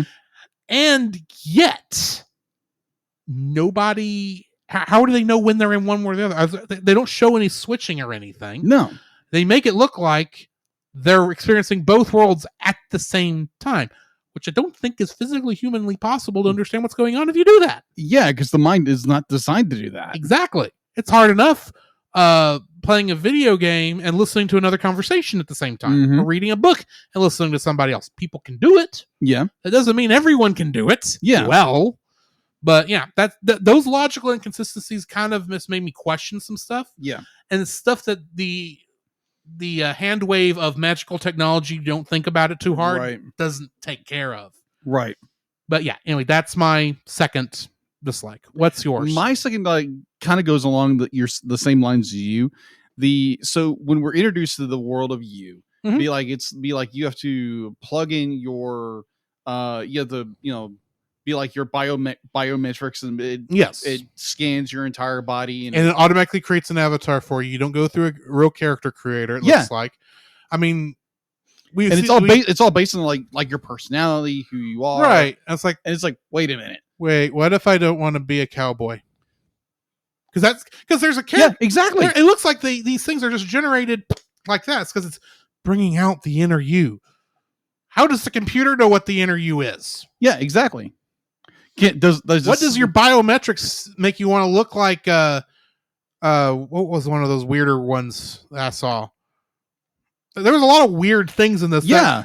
You're supposed to say this was that character's inner person.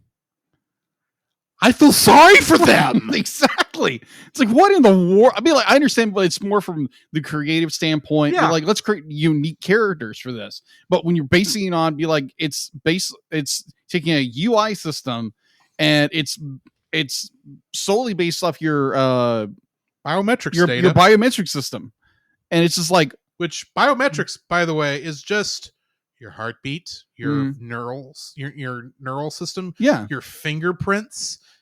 I mean, it's not magic. No, it's not. Because and like you said before, it literally just creates an avatar. You have no choice what the avatar looks like. Be like, well, you can say, no, I don't want to use this one. It creates her avatar. They at least do take from a picture of her for her, and it picks the wrong person. Yeah. It picks her friend, but yet it puts freckles on her. So that's her. Huh? What? I can get that it took from the picture from the wrong person, but then how did it know to put freckles? Well, be like the fact be like you had and it's not where her freckles are. They're just like random spots. They could be makeup spots for all we know. Exactly. Yeah, it's just like, and it turns her immediately into a pop star. Yeah. Don't you Weird. feel real sorry for the guy back there who looked like a dog? Yeah, I was about to say that. I was about to say that. There's a couple other ones you look at and go, dude, this is what this movie says you really. This is what this piece of software says you really are. Yeah. Wow. I'm sorry. You must be an obsolete.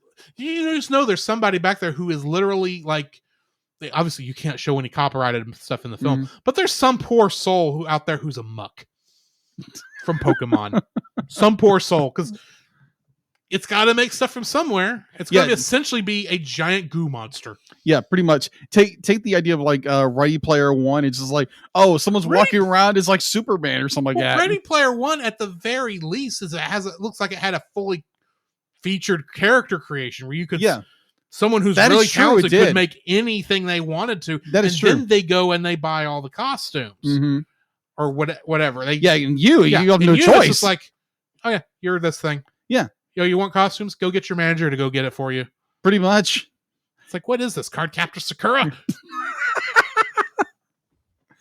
Pretty much, because I kept thinking it's like, dude, if I hopped into you, it's like, man, it would literally just turn me into a dog. Pretty much.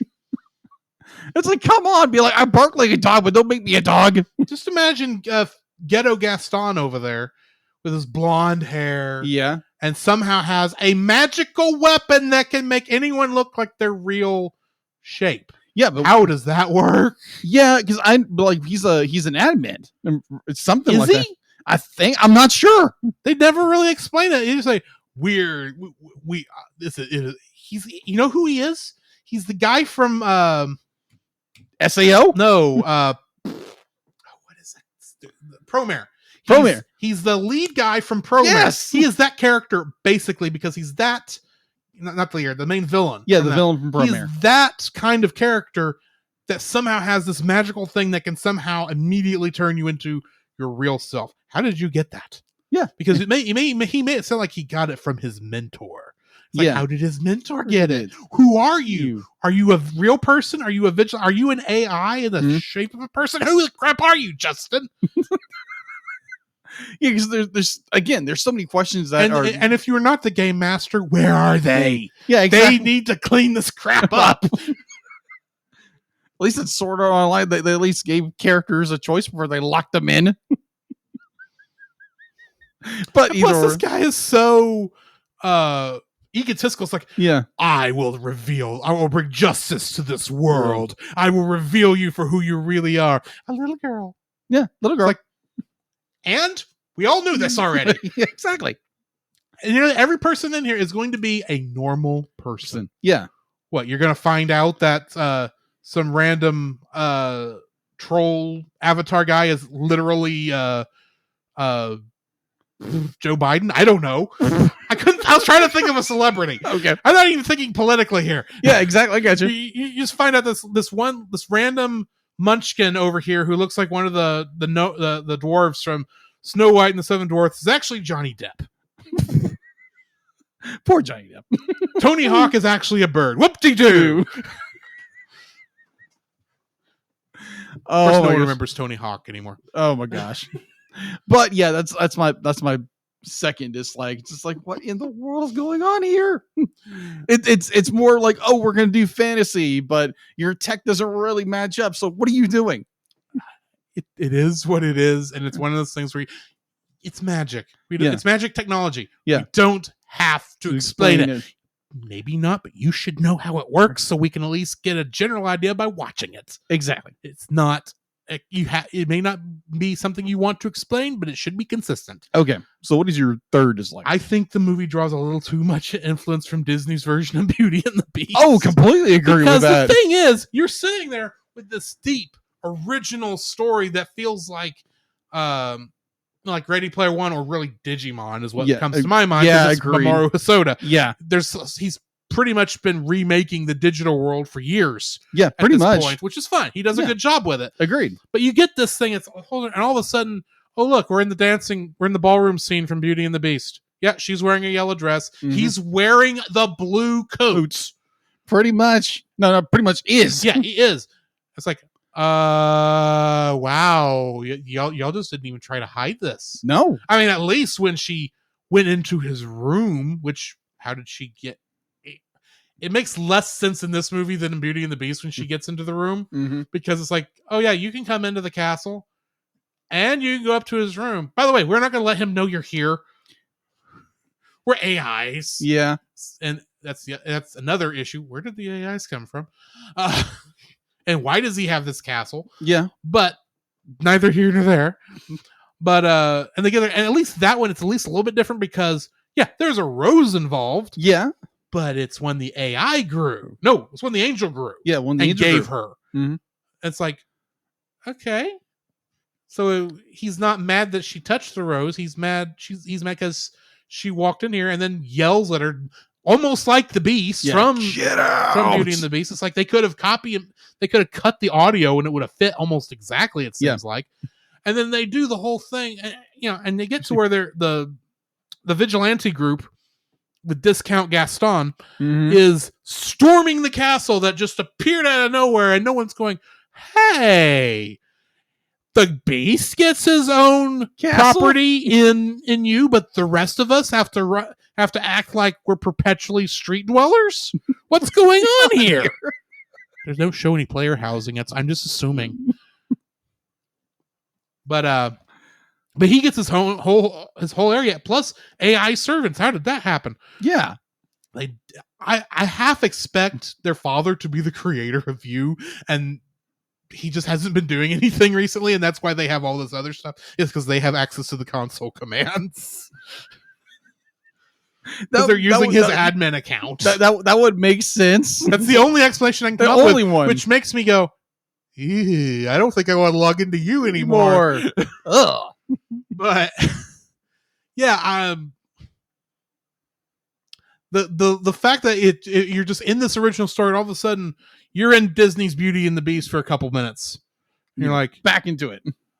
Okay, that's a bit of whiplash. A little bit. Because you're going there and you're thinking, oh yeah, this is nice. Oh yeah, this is Beauty and the Beast. Couple minutes, you get back to, okay, yeah, what's going on? There's a mystery. Got to figure out who Kay is. Got to figure the Beast. Got to figure out who the Beast is, or Dragon, as he's also called. We got to find out. Oh, it can't be this person. It can't be this person. It can't be yada yada yada yada yada. And then poof, Beauty and the Beast again. It's like, how do we get back here? This is worse than Kingdom Hearts 2.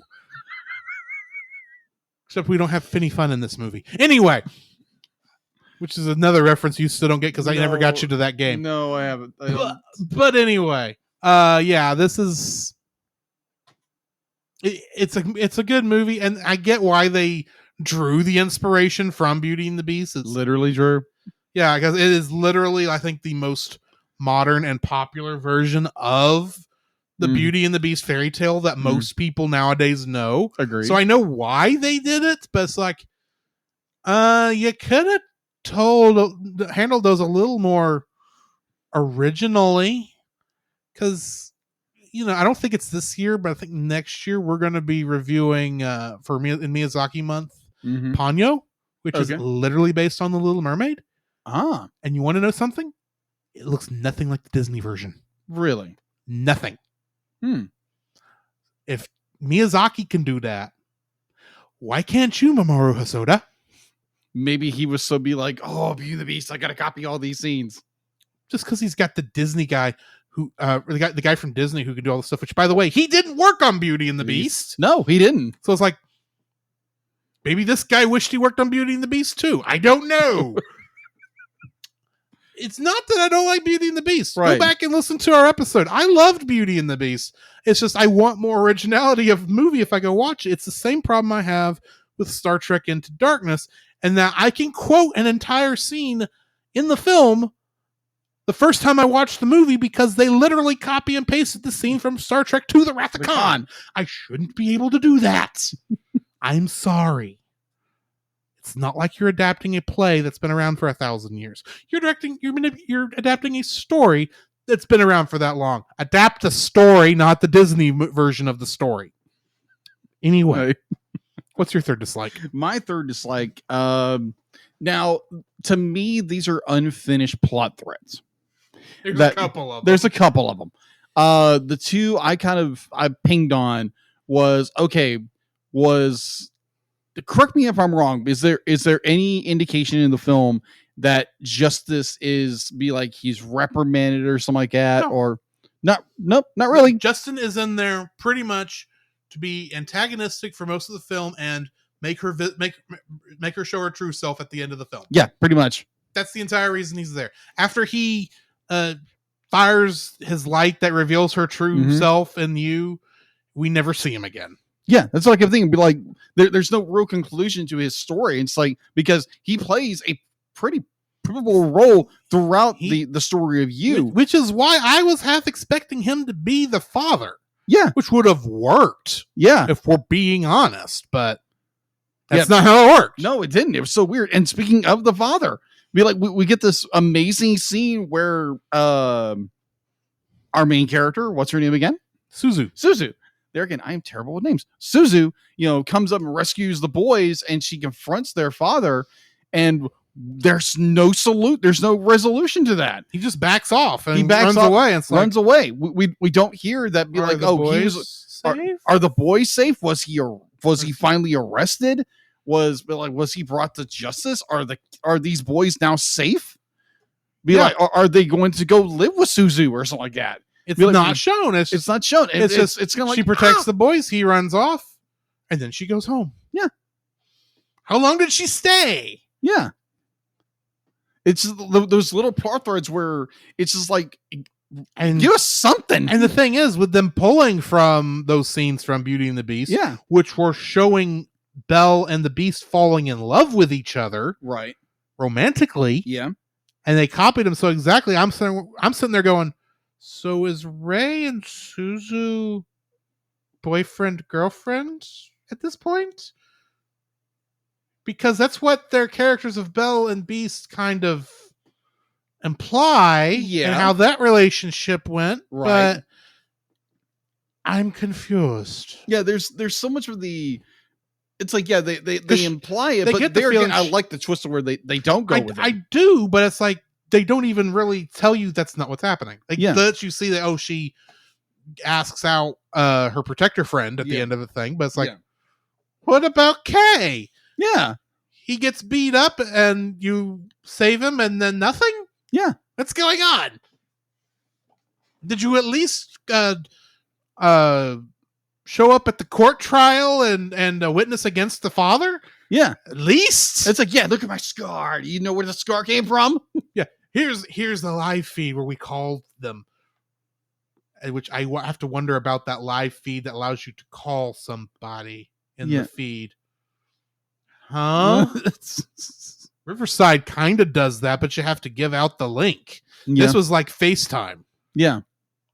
Broadcasted FaceTime that anyone could pick up and call. That would be abused. Yeah. A bit? Just a bit. So it's those drop plot lines, which it's so sad because you don't know what happens to them. Yeah. Yeah. So that's my number 3. Which brings us to the end of this review. Yes. What are you going to rate it? Oh, gosh. I'm giving it a 9. A 9? 9. Okay. Absolutely. Just like this movie is great. Wonderful movie. If you don't sit there and just be like, that makes no sense. That makes no sense. How does this work? How does this work? But if you take the story as it is, just the story, beautiful animation, breathtaking storytelling, I'm not saying turn your brain off and not go, oh, so pretty kind of film. Yeah. Like, this is an amazing film. This is such a wonderful film, touching, heart rip out of your chest kind of storytelling, beautiful animation, breathtaking, wonderful, gorgeous film. So yeah, I'm giving it a 9. Be like, there are parts where it's just like you're scratching your head. It's like, how does that work? Like we went through our dislikes and just kind of like nitpick this thing to death. But at the same time, I absolutely love this film. Yeah. I love it. So yeah, 9. When we were initially talking about this, I don't know. Actually, I don't know if we originally talked about. After I got done watching the film, Mm-hmm. I literally thought, man, dislikes are going to be tough Yeah. for this film. Mm-hmm. And even though I kind of already knew one of them when I finished, it was still, I felt that was minor. And I still feel it's minor. Yeah. That's how good this film is. Yeah, agreed. I actually had to really think what's really an issue in this one. It's a beautiful film. I would suggest most people, even if they've never seen anime, but they like beautiful stories and want good stories, good artistic films, to watch this film because it's that good a movie. Agreed. So yeah, on that emphasis, I am also giving it a 9. Excellent. Which brings us to the end of this film, and I need to announce the next film we're doing, which is The Aristocats. Yes. Because everybody wants to be a cat. But we have to ask a trivia question for next week, which is Ava Gabor and Pat Buttram were both starring to while they were in this. They're in the Aristocats. What TV show were they both starring with at the time they were recording voices for this film? I don't know. You'll find out next week if you don't figure it out before then. All right. Which means now we need to jump into our review of Tangled. And the masters of the universe. Cats are on the move. Cats are loose. Cocktails, woo.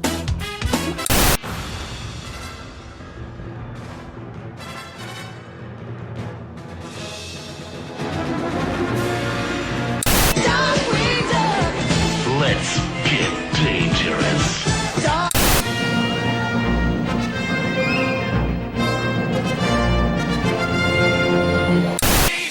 Building a rocket or fighting a mummy or climbing up the Eiffel Tower.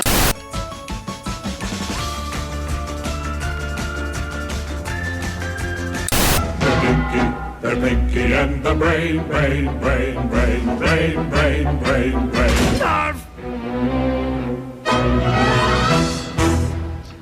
This week we are reviewing in the animated series portion of the show Tangled, Rapunzel's Tangled Adventure, Seasons 2, Episodes 7 and 8. Episode 7 is Vigor the Visionary, which was written by Ricky Roxburgh and directed by Steven Sandoval. Guest stars for this episode are Carol Kane as Madame Conartist, Vivian Vincer as Angry, Ruby J as Red, D. Bradley Baker as Vigor, Jill Matson Sackhoff as Petunia. Sorry, I read that wrong. Greg Grunberg as William, and Brad Garrett as the Fishmonger. Really? Yeah. Cool. Getting into the synopsis. Rapunzel and Eugene are on a date together until they come across a fortune teller, Madame Conartist, who presents them her pet monkey, Vigor the Visionary, who can make psychic predictions. While Eugene refuses to believe fortune tellers to be real, he and Rapunzel soon find themselves helping Madame Conartist when Vigor is stolen. Eugene quickly deduces the identity of the thieves responsible, Angry and Red. Rapunzel and Eugene reunite with Angry and Red, who reveal they borrowed Vigor, as Angry believes he can help her find her long-lost family. Eugene and Rapunzel agree to help, despite Eugene's worries, concerns, and doubts. Vigor begins to leave the group, and soon Angry is apparently reunited with her family, who also welcome Red. However, Eugene and the group quickly realize the couple are not Angry's real family, and are actually two thieves in hiding. Angry and Red stop them, but Angry is left upset. Eugene confronts Angry, helping her realize that while she may not have found her birth family, she has found a new family in Red, uplifting her spirits. The group returns Vigor to Madame Conartist, and Red and Angry once again part ways with Eugene and Rapunzel. In this episode, Lance, Cassandra, Pascal, Hookfoot, and Shorty do not appear. It is also the only episode in the show where Rapunzel appears without Pascal. That is true. He's not in this episode. Yeah. Rapunzel and Eugene are wearing their original outfits in this episode. Brad Garrett, who voices the fishmonger in the episode, was Hook Hand in the original Tangled film and will return as Hook Hand in a later episode. Yes. According to director Steven Sandoval, Angry's parents were presumably gone with the hint of two butterflies appearing in the scenes, representing her parents, I would assume. Eugene makes a few references to the movie, In the beginning of the episode, he mentions his and Rapunzel's first date when he stole her crown. Mm-hmm. And Eugene reveals to Angry how him stealing Rapunzel's crown and Rapunzel's dreams of seeing the lanterns are what brought them together and found true happiness with each other. This is the first appearance of Angry and Red in season 2, Mm-hmm. and it is also the first appearance of Vigor. Mm-hmm. Do not research Vigor. No. Just to let you know, don't research Vigor. I didn't, Okay. but because I read the rest of the sentence after Yeah. it is the first appearance of Vigor, it's like, oh, this is going to come back up, and I don't want to know what the rest of these words are. You know what? You want to think of when I say Vigor? It's like Vigor the Carpathian from. Yes. I'm sure that's where Vigor got his name from. Probably. But here's the thing I didn't catch until I caught when I watched this. Madam Con Artist. You get the joke, right? Yeah. Con Artist. Her name is Con Artist. CONADRINST. Yes. And it's literally con artist because she is a con artist. She's a special kind of artist. A con artist, if you will. The puns. I'm quoting something, but I don't remember what it is. But what are your thoughts on this episode? I enjoy it. It's just it's a random episode where it's like, okay, you're on an adventure and you take the time to go on a date. I get it. It's like someone being in a relationship. They needed some alone time. You need some alone time. But you got to get away from Shorty every once in a while. Or Shorty. Or Lance. Shorty's the least of the problems. It's Lance and Hookfoot are your issues. That is true. That is so true.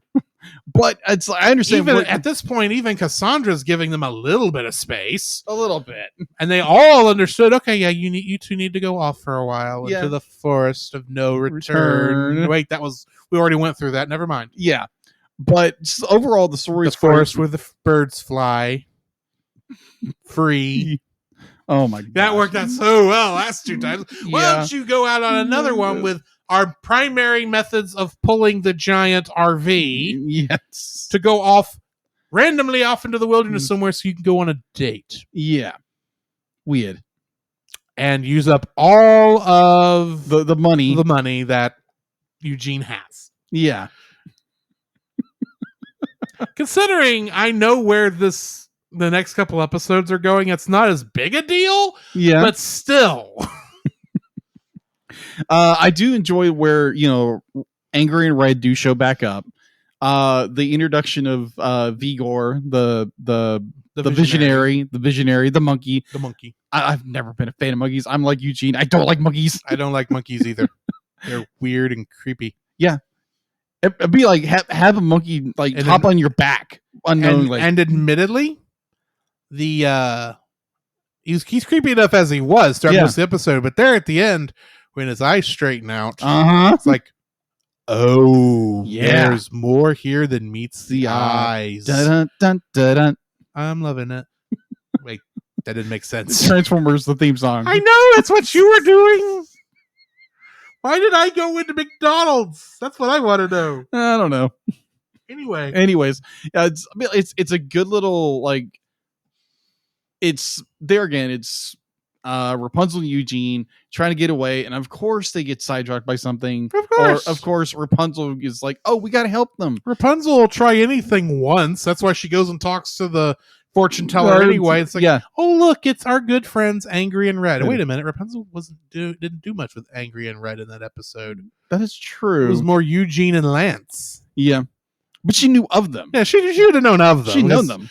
They were the thief from that episode that was stealing the town blind. Very true. But it's so well be like when they start interlinking characters. Mm-hmm. And in season, I'm not going to go into detail, but there's a good story later on. I think it's in season 3. It could be. Yeah, I think it's in season 3 where it involves Red and Angry. But look forward to that. That's a really, really good episode. And it kind of twisted. It's like, oh, okay, it's not what you think. But overall, the story's really good. It's kind of it's a little side story that it's a filler, but it also is just like our characters. I get the feeling this is one of those shows where the filler is only it's a filler in name only. It's going to come back it's part of the lore. Oh yeah, there's a larger lore, there's a larger storytelling going on, which I completely understand. Yeah. And there again, good storytelling. Overall, great episode. And this story does go this one particular episode goes everywhere. Be like you're introduced to Vigor, you're reintroduced to Angry and Red, Mm-hmm. and you're introduced to be like the what is the something bandits or thieves? I keep wanting to say the Wet Bandits, but that's Home Alone. Yeah. No, this is the Daylight Bandits. Daylight Bandits. Almost as bad. Yeah, almost as bad. It's like the Beware Daylight the Daylight Bandits. Bandits. So they steal stuff in the Daytime? daytime and you don't stop them? And How you don't- stupid is this town? They're Brad Garrett, you should know better. That is true. That is so true. But yeah, it's just like it's a good story, and like everything in Tangled series or Rapunzel's Tangled Adventure, be like, there are linking things, and they do draw back to other episodes, Yeah. and they do draw back to this episode. Mhm. They're like there's a really good episode with Vigor in it. Just saying. All right. All right. So what do you think? It was a very good episode. It was nice getting that. See, the thing is, I liked Angry and Red in the first season when we came across them, so it's nice seeing them come back. And I like how she falls for the trick, or Angry falls for the trick when they first get there. But once she realizes what's actually going on, it didn't take her long to tie up the villains. Nope, that's not. Because that's Angry. It's Angry and Red. And I thought it was interesting that the Daylight Bandits had, the mother had black hair and kind of looked like Angry. Yeah. And the father kind of sort of looked like Red. A little thinking bit. it looked like maybe they were actually sisters. Nope, it's not. Nope. They're still not related by birth. Oh well. Mm. Hey. And I'm still sitting there going, Angry, shut up. This is why this is all going to go south, because you just ran in there. Shut up, Angry. You should, believe it or not, Eugene does know what he's talking about. Let them talk first. Yeah. But anyways, yeah, good episode. What do you think? I just said what I think. You did. That's right. Never mind. Anyways, let's go to the next episode, Exactly. which is Keeper of the Spire, which was written by Jace Rickey and Jeremy Shipp and directed by Bosook Coburn. The guest cast for this episode, we got Kelly Hugh returning as Adira, Natalie Palamides as Calliope, Oh gosh, and Calliope. Tony Amendola as the original keeper. Getting into the synopsis for this one. In order to acquire the third scroll piece, Rapunzel, Eugene, Cassandra, and Lance travel to meet the Keeper of the Spire, but quickly become infuriated when they meet the rude, self-centered, and arrogant curator, Calliope. The group is informed the third piece is kept inside the Spire's vault at the top of the mountain and begin the long journey to the vault to retrieve it. However, everyone continues to grow increasingly annoyed by Calliope's behavior, all while being dangerously pursued by the vault's protector, the Curlock. The group eventually reach the vault, but are attacked by the Curlock and discover Calliope is not the real Keeper of the Spire. Calliope admits she is actually the Keeper's apprentice, but lost purpose in herself when he mysteriously disappeared. Rapunzel reconciles with Calliope, and by working together, they succeed in defeating the Curlock and acquire the third scroll piece. Calliope is reunited with the real Keeper, who reveals this was Calliope's final test, allowing her to become his successor. After parting ways, Rapunzel and the group learn that the third scroll piece contains an image of an unknown hooded male figure. Getting into the trivia for this one. The Spire's vault wall contains frames of the spinning wheel from Sleeping Beauty, the Sword and the Stone from The Sword and the Stone, the Sorcerer's Hat from Sorcerer's Apprentice, specifically from Fantasia, the Black Cauldron from the Black Cauldron, and the Heart Box from Snow White and the Seven Dwarfs. Yes. Had to look that one up right quick. In this episode, the third piece of the Ancient Scrolls is exposed. Cassandra is revealed to be 4 years older than Rapunzel, Mm-hmm. which is quite interesting based on my current theory of who Cassandra's mother is. Yeah. The museum exhibits a model bearing a resemblance of Jean Thierry, who was mentioned in Queen for a Day. Zentiri. Zantiri, sorry. Yeah, Zentiri. Hookfoot and Shorty do not appear in the episode. Nope. While Rapunzel, Cassandra, Eugene, and Lance are waiting outside for Calliope following her magic tricks, a stock sound effect is heard that is actually cries of Tusken Raiders from the Star Wars movies. You're right. It is. Yeah. Calliope mistakes Cassandra for Rapunzel's mother. Cassandra's look was inspired by early designs of Rapunzel's mother, Queen Ariana. Which is the end of my trivia. That is true. And by the way, for those curious, my theory as to who Cassandra's mother is Mother Gothel. We shall see. Yeah, I don't want you to tell me if I'm right or not. I want to find out. I'm not going to tell you. But I'm just throwing that out there that's my guess as to who Cassandra's mother is, because she looked...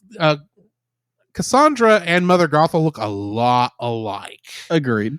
And we know that Cassandra was adopted, so... we do. Just for our listening audience, be like, if you already have seen the series, tell us nothing. Yeah, please do not No comment. spoilers. No spoilers. No spoilers in the commentary down below.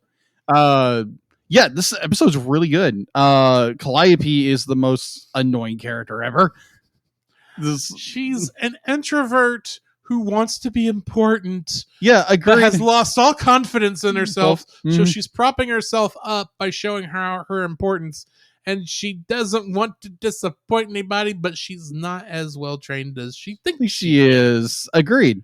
I completely agree with that. I like that idea where it is, like you said, a very a person who wants to prove themselves, but doesn't have the confidence to do it. So it's overcompensating for everything, and it just comes across as like so just. And all I can say is like poor Swishy. Poor Saki. Saki, that's the name. The character's Saki. name was Saki. It's like, oh, Saki. Poor Lance, for crying out loud. But at the same time, what does Lance have to be stressed out about? Yeah, exactly. Be like, because I don't. The only time we see Lance stressed is when a spider's nearby. Yeah, exactly. Because he's scared of spiders. Mm-hmm. And I didn't see him pull out Saki any of those times. Yeah, I think it's just more like, be like, oh, here's here's a bit we can use and be like, oh, yeah, it was a funny joke. Yeah, it's to get Lance involved in the story outside of just walking through the poison oak or whatever. Yeah, exactly. Those were. I'm going, Lance, why did you do that? You should know better than to get ahead of the group. Because there again, Lance is the big, he's the comedy relief. Especially now that he's in more episodes during season 2 than he was in season 1. Exactly. But anyway. Yeah. So it's I like this episode because you see Rapunzel for this time be like, you see her lose her cool. Yeah. Be like, it's like, oh, okay. I want to say her Calliope, but it's how do you pronounce her name again? Calliope. Thank you. Yeah, Calliope. Because Rapunzel does not like her, but she doesn't want to. She never wants to admit she doesn't like somebody. Yeah. But I love how they're talking to Rapunzel there, and they go, "Oh, you don't like her, do you?" And she goes, and you could see her eye twitching. It's like, no, I think she's fine. It's like, Rapunzel, you are fooling no one. Yeah, exactly. Like even Pascal's just like, really? Yeah. Like, I can tell you're lying at your butt. Yes. But overall, it's there again, good storytelling, and I like the that all around be like, it's simply just a test for Calliope to be like, oh, now you're I want to say sorcerer, but it's not sorcerer. The keeper of the spire. Keeper of the spire. Spire. It's Latin. Yeah, it's Latin. Which, I'm sorry, she and Rapunzel said it the same way every time. I know that's the joke. Yes. But anyway, it's an annoying joke, but it's what it is. It's a good episode, and it's filler arc, but it's one of those filler arcs where it's like Vigor. It's like you can tell this is going to be pulled from. Yeah, it's gonna be. She's going to get. That's the nice thing about Tangled is like every episode at least fits into the story somehow, even though you don't think it will. I think the closest ones we get to where it doesn't have been Goodbye and Goodwill from earlier this season, and what was the name of the Goodwill Games episode from the first? Was that Rapunzel's Enemy? I think that was Rapunzel's Enemy. I think it could be wrong, but yeah, where she got booed the first time. Yeah, which makes sense. That would be Rapunzel's Enemy. Mm-hmm. Anyway, yeah, that's so far they've brought everyone back. They've connected all this stuff back in together. Yeah. So I expect it makes sense that this is going to come back up because this really feels like a major area, especially how much design work must have gone into the Spire. Agreed. But anyway, yeah, there again, good storytelling, like always. There again, if you're not watching this, please go watch it. Especially if you like the movie. Yeah, especially if you like the movie. Just don't jump in the middle of season 2. It's like, I have no idea what's going on. No, go back to the beginning. Go watch Before Ever After. Oh, A, watch Tangled. Tangled. Then B, watch Before Ever After. Then go into season 1, 2, and then 3. And then by that point, what is the name of the last thing? It's not Ever After. It's like Happily Ever After. Happily Ever After. And it is now on Disney Plus. Yes. By itself. So that's I think we've said this before, but yeah, that's what's going on. Yeah. In the meantime, I think that's going to be it for us. I think so. So this has been Drew. This is Jacob. And we'll catch you in the next frame. You can follow Jacob on his Facebook at Jacob B. Heron. His Facebook page, Jacob's Daily Art Corner, where he tries to draw each and every day. His Instagram at Jacob B. Heron. His Twitter at Jacob Heron. And his Letterboxd at Jacob Heron. You can find Drew on Facebook at Drew Dodgen. His Facebook page, Drew's Photo Bin, to see his photography. His Letterboxd page at GGeorge759. His Twitter at GGeorge759. And Instagram at Drew Dodgen. You can like us on Facebook at the Cellcast Podcast. On Twitch at the Cellcast Gaming. On YouTube at Cellcast. On Twitter at cast_cell. The Cellcast can be found at Apple Podcasts, Google Play Podcasts, Stitcher, Spotify, or anywhere else fine podcasts are downloaded from. Please rate and review us where you found us, and also on Podchaser. Email us at thecellcastpodcast@gmail.com. The Cellcast is a proud member of both the Pop Americana and Culture Box media networks. For more information, please see the link in the description. Our theme song is Drop and Roll by Silent Partner. And remember, that's Cell, with a single L.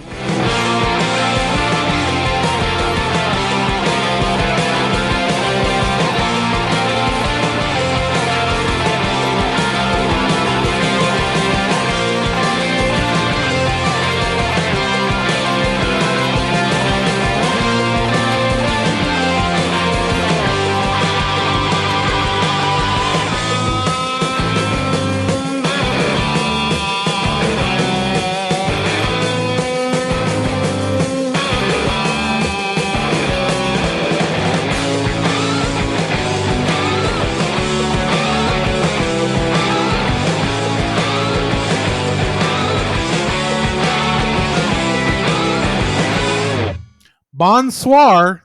That's French. That means good night. I'm going to bed.